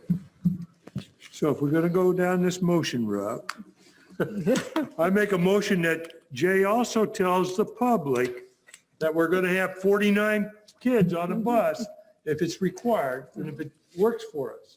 And that we look into extending the school day so that we get better use and the public can work properly. So the first motion, if we're going to go ahead and try to do that, that's fine. And so Julie and I now will go to Plan B. I call it Plan B. We'll do the 49, give us the next couple of days. We'll put the hours in again and see if that can work. And like I said, if we can have some help with kids riding or not riding, that would really help us too. I don't know where we have to go with that, but we'll even still try to do it with holding the seats and see where we're at. I don't think this needs to be a motion, but I'd like to see a policy saying we're not going to hold seats for the rest of the school. I mean, I don't know the right wording or something like that. So we just had that policy and we'll change that because that's a very good thing. I like that idea. No, I have a letter ready to go, so. We need to do whatever we need to do so that nobody's yelling at you, Julie, when you're talking to them. You know what I mean? Like, we need to protect you. I'm getting into it. If that's a policy change, I mean, I don't know if that's a policy change, but It is. It's number G, EEA. no, I know it is a policy, but I don't know if changing the policy will protect whoever is communicating with the parents that is currently Julie.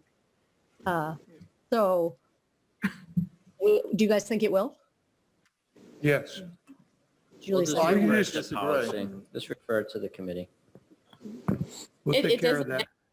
It's not going to matter how, there's going to be angry parents, and I get it. I've been dealing with them all year. I just try to be patient with them and try to work stuff out with them, but it won't change the matter. But I think if a letter comes from Jay just saying that, this is what's going to happen and given the conditions that we're in with the pandemic, that, we don't like the situation, but maybe, Julie, that'll take a little bit of pressure off from you, we hope. Well, fingers crossed. I'm afraid I agree that fingers crossed is about the best that would do. If we've got parents that are already mad, already screaming their taxes, the policy change is just going to get them madder. It's not going to get them settled down. It's not going to. I don't see that the board's issue either, though. And angry behind us. I mean, we're in the middle of a pandemic and we're trying to get our kids back to school. So, sorry, parents, but Like I said, Julie and I we'll look at it both ways. We'll try to do it with this saving the seats. And if we can't, then we're going to have to do something with it. But let us give us a couple of days on that. And like I said, Okay. we'll look at the first motion too there. So thank you for the direction. Thank you Thank for you to all you your guys. work. Thank you. Thank you, Julie. You're welcome.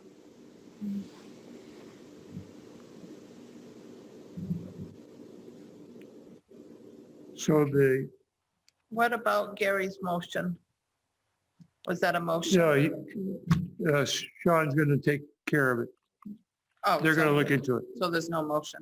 No motion. Okay. Withdraw.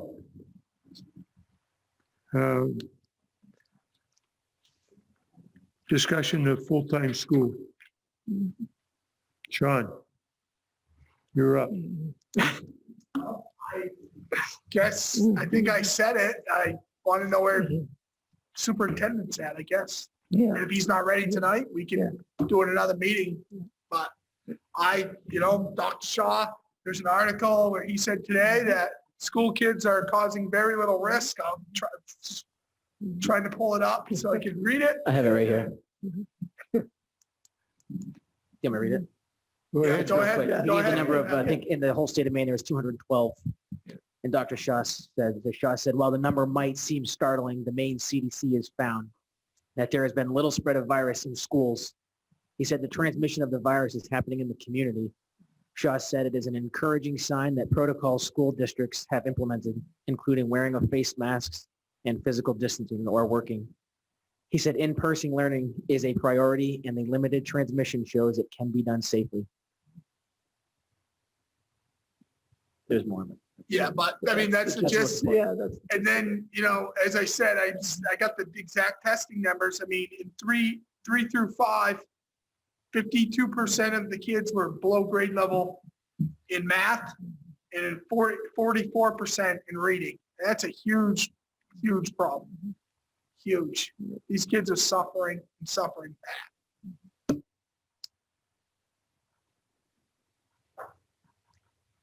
I can bring something, I'll be more prepared, honestly, to bring something to you on December 2. I wasn't totally prepared for this discussion, but I knew, yeah, no, it's fair, it's fair, it's fair. So we need to carry this on to December 2 meeting. Yeah, I think it's important that we do that. And what you just said, Sean, we don't want it to be, okay, we'll talk a little bit more about it December 2nd. We'll talk a little bit more about it in January, because I think it's going to be March again and we're still going to be talking about it. So we really need to have a plan that we can really look at and consider. Yeah, that sounds good. With dates, because I think I brought this up the last time. Do we have, is there a list of what the district is seeing as barriers that won't allow us? Yeah, I've got that list of, yeah, absolutely. So no, we'll come with a plan and see, or at least some suggestions. So that way you guys can have a thoughtful discussion about it. We can do that. Go ahead, Betty. Absolutely. On the flip side of that, Kennebec County has not been designated yellow yet, which would be a hybrid system. But the CDC did say that they were looking at Kennebec as being hybrid. We're currently in a hybrid though. Well, not totally hybrid. Yes, it is. Well, right. So there'd be no changes. Be no change to RSU 38. Right. I'm not sure. I'm not sure, but if things continue to climb in Kennebec County, we could be going fully remote as well. And where are we in the process are we ready to go fully remote in a very robust manner? Fully remote doesn't happen until red. Am I correct there? Right, or unless Right. we go out, right. And hybrid is considered anything less than a normal school day. Right. Right, so Or- we are currently hybrid Yes, and we wouldn't need to, we're currently green, but we're operating as a yellow. right, And until we actually went red, we wouldn't need to go remote. right, Or So we if have to drop 2 steps. right. Or if we have cases in the school, and then we have to go remote for 1 week or possibly 2 weeks, are we ready to do that in a robust manner? Because no matter how we are doing schooling, my concern is that the remote learning, even when there's one case in a particular school, are those kids going to be able to get a robust education fully remote as well? I will bring that as part of my report on December 2. Yep. Just a question, the high school and the middle school have already done it. Right, They high school- have, yes. High school and middle school, so it's really Yes. just, The so elementary you don't- schools have not had to just so yet. you don't have to spend, in Right, my opinion, right. don't waste your time telling us about the high school and middle Right, school if we've already right. done it. Just focus on the elementary piece. Okay. Just because That's you good guys have already guidance. Yep. exercised, just to not Yep. add more to your Thank you. existing full plate. However, are they robust Yeah. in their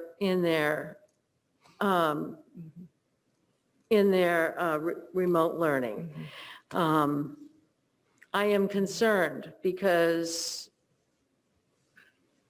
I'm not convinced. So the So- unit scores are supposed to be out. They will be out December 2 as well, so, Well, yeah, We have a lot of and, information. and the first quarter just ended for the high school, so maybe we could have some report on percentages of students who were passing, or however they're looking at it, just to get some data. Data, yep. All kids, well, my kids got their rank cards, yes, report cards. Right, that's right, the whole, yep. Go ahead, Sean. And I'm not suggesting we need to go back full time, but I mean, if we got 1 hour a day, that's 4 hours a week. I mean, we were led to believe when we started this, and I'm not saying it, we were led to believe that the system would be temporary, giving our teachers an opportunity. I mean, I wrote some notes down to get ahead on lessons plans and learn about apps that would be used for remote learning. We are now one trimester in, and I believe it would be a good start to expand our school day. I mean, and COVID is nothing I mean, I believe, I know it's real. My Nana died of COVID a week ago. So people try to say, you don't know what it's like. Yes, I do. But my Nana also spent 25 years in education, making sure that children were successful in life. And she also didn't spend her last days at home in fear. That maybe that's why she died, but she didn't want to spend her days at home by herself. And so she chose to go to church. So I do, where I'm coming from is not that I don't believe COVID is real. I miss my Nana every day. But she spent over 25 years of her life making sure that students were successful. And there was a lot of those students who have called and sent my family notes. And so I'm never going to back down to make sure students aren't successful and honor my Nana. Thank you, Sean. I'll be prepared for the second, everyone. Not to add more, but can we look at specials in elementary school? What I'm understanding is, like I said last meeting, they're getting one PE session every other week. Whatever it is. I mean, yeah, they're clearly not getting that energy out in school. My 8-year-old reminds me when it's not his week. I'll bring that. I can bring that. No worries. We've got that. Good.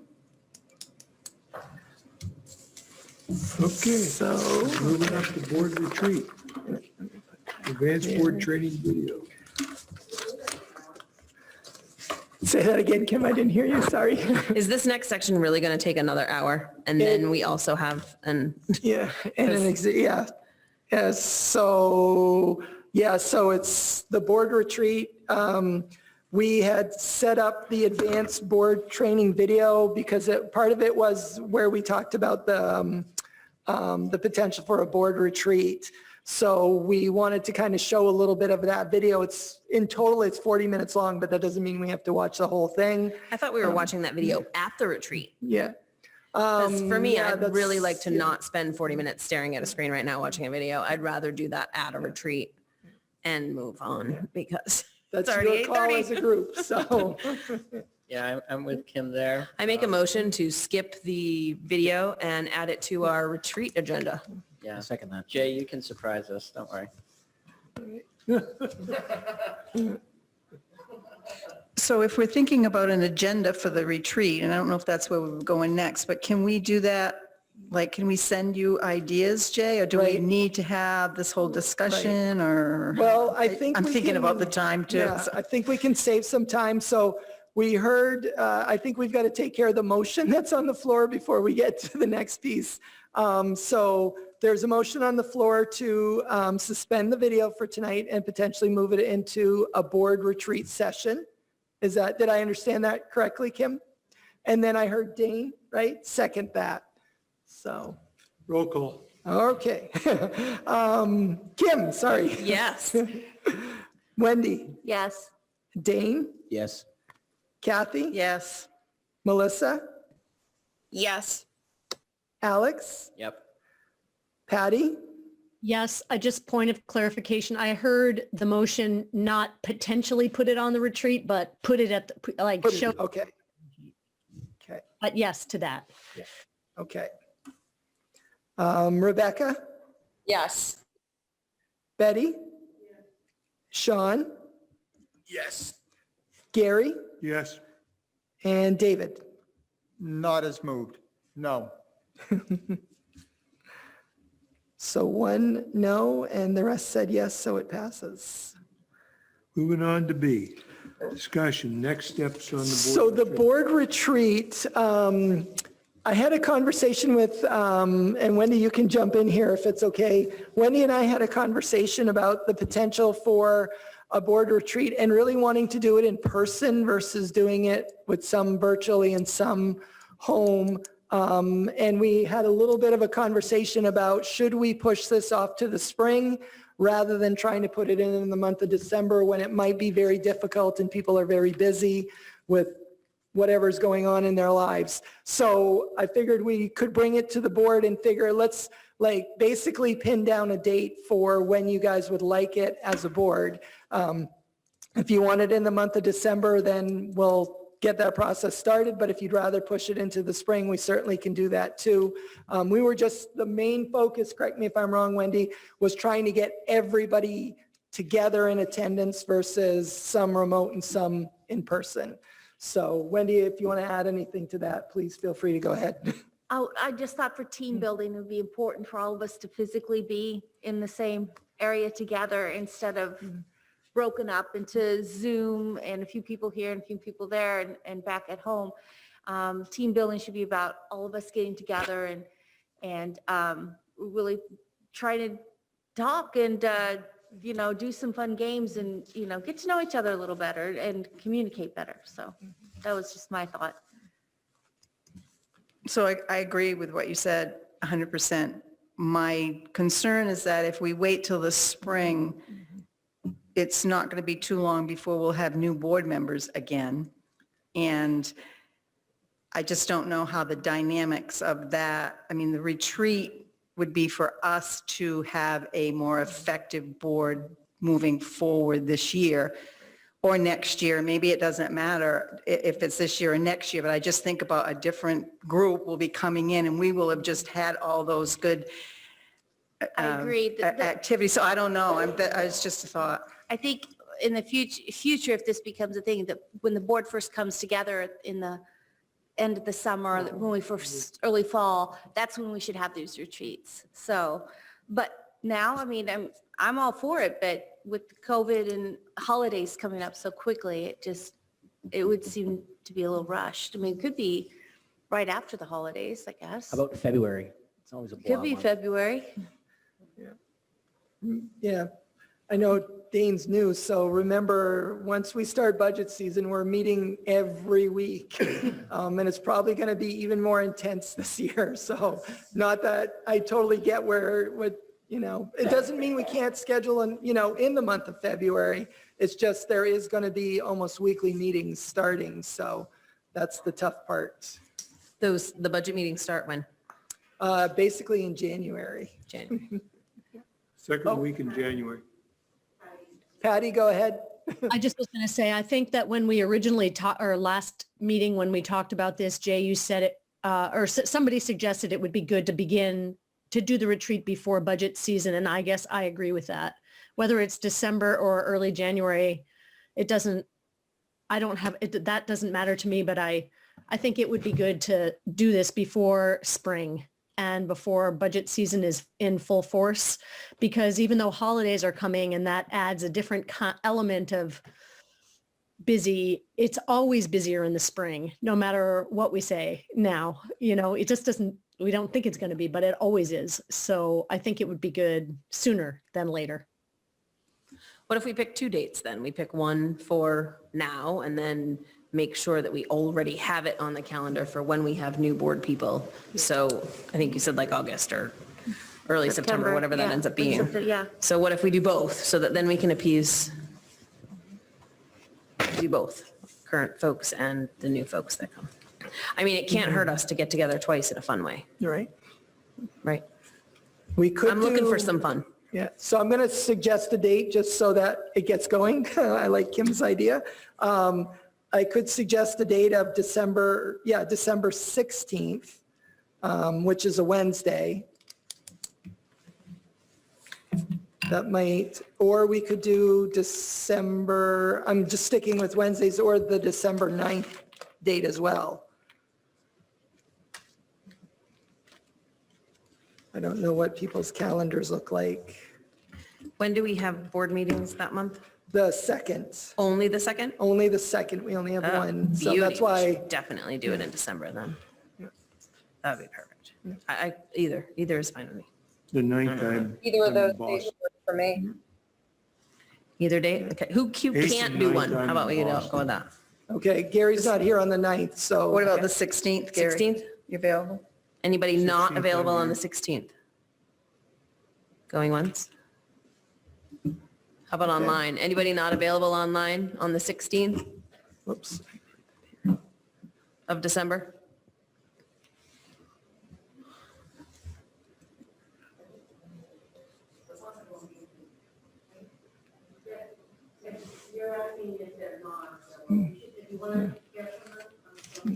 Yeah.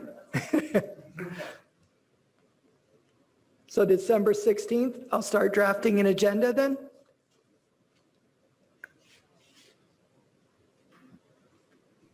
Jay, would you like suggestions for agenda items sent to you, like somebody said a few minutes ago?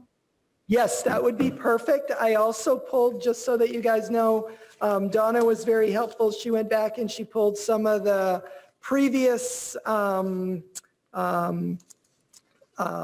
board retreats from the past. They date back to 2012. So looks like the last official one was 2015. So it hasn't happened in a while. So we have the opportunity to kind of draft what we want and make something that's very useful for this board. So I would love to have suggestions as we go forward. So please feel free to reach out to me and we can certainly do that. Just so And it I will doesn't get start lost, can we put it somewhere that we should settle in on a date for August or September or whatever was suggested? Yep. Just so that doesn't, because we'll forget. Yep. Since we agreed to 2, Yeah, I would suggest in August if possible. That would be the ideal, I think, before we start the actual business. So if you guys are okay with that, we'll go back and look at the date and potentially circle one for next year. And I'm thinking August would make the most sense based on the conversation that I've heard. perfect. Okay. I just don't want it to get lost Yep. in the shuffle, that's all.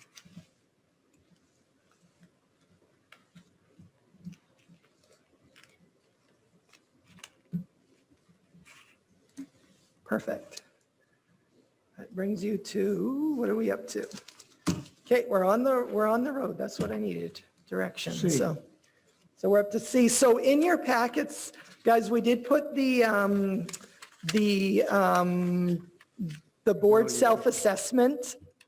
And then it's basically a checklist and it was meant to be more discussion. There's a couple of kind of longer answers there. And then on the very back page, page 8 of 8, we put in the minutes because we had settled on it at the policy committee back in February. And the basic idea was to pilot the self-assessment, and we were going to use it at the June board meeting. But again, COVID hit and kind of threw things off there. But the idea was to give it on one meeting and then schedule an executive session the next meeting to have that. And we had scheduled the 3rd, give it to everyone the 3rd, give them time to do it, bring it with them on the 17th. As you guys remember, the annual meeting was actually on the 17th, and that's all we do on when we do the budget. That's the only thing we do on that date. So things got off because of the schedule and because of what was going on with COVID. But we do have one that we can use. If you guys would like to do a pilot midterm, we could do that if you guys wanted to, or we can just say, we're going to wait and we'll do it in June. And if you guys want to think about it, rather than having to make a decision tonight, we can bring that back at the December meeting just to give you guys time to review what's on that list and to think about it based on what is in the minutes there. So, but again, I'll open it up to you guys because this is for you, so. So can we take the form with us and bring it to the December 16th date that we just asked Good, if that's the pleasure of the board. as an option? Yeah, fill it out and bring it so that we have something to, I don't know. December 16th. We'll Yeah, have, we could do it December 16th as part of our retreat. That's a good point. Yeah, Yeah. yeah. We could do it as part of the retreat. That might not be a bad idea to just kind of pilot it. yep, see what it looks like. Yeah, I think that's a good idea. And I don't know if you all got a chance to check your email, but I did send you some resource that I got from the conference about successful board self-assessments. And I also was trying to get some more samples, but I haven't heard back yet. So I may or may not have other samples that we can look at, but I did send you that successful board self-assessment. It's just some reasons why we should do it and how to make it successful and to be helpful for us. Sounds good. Okay, David, you're up. Thank you. No, all set. Thank you. That'll be fine. Thank you. I move that we go into executive session to consider labor contract discussions between the RSU 38 Board of Directors and the Maranacook Area School Teacher Association pursuant to 1 MRSA 405-6D. Second. All, Roll call. Kim, Yes. Wendy, Yes. Dane, Yes. Kathy, Yes. Melissa, Yes. Alex, Yes. Patty, Yes. Rebecca, Yes. Betty, Sean, Yes. Gary, yes. and David. Yes. So is unanimous. Perfect. Yep. So for the people online, the board members are going to stay in the session. Anyone else that's online is going to be put into a waiting room. And when the executive session is over, we will bring you back in from that waiting room. So just be patient with us. It is going to take a couple minutes to move people into the waiting room. So as soon as that happens, then we will start the executive session. Okay. I move we accept this memorandum of understanding between the Regional School Unit Number 34 School Board and the Maranacook Area Staff Association, Teachers Association. Second. Roll call vote. Okay, here we go. Kim, No. Wendy, Yes. Dane, No. Kathy, No. Melissa, Yes. Alex,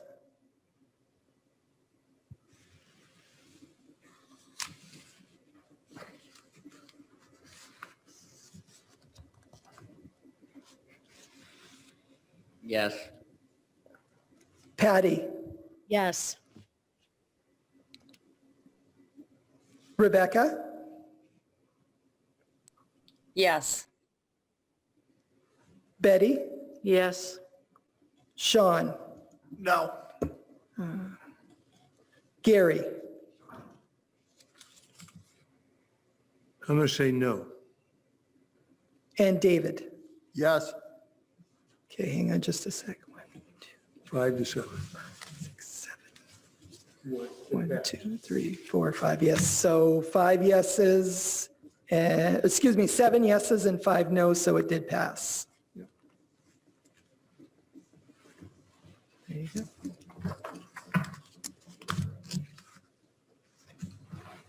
Any further? Second.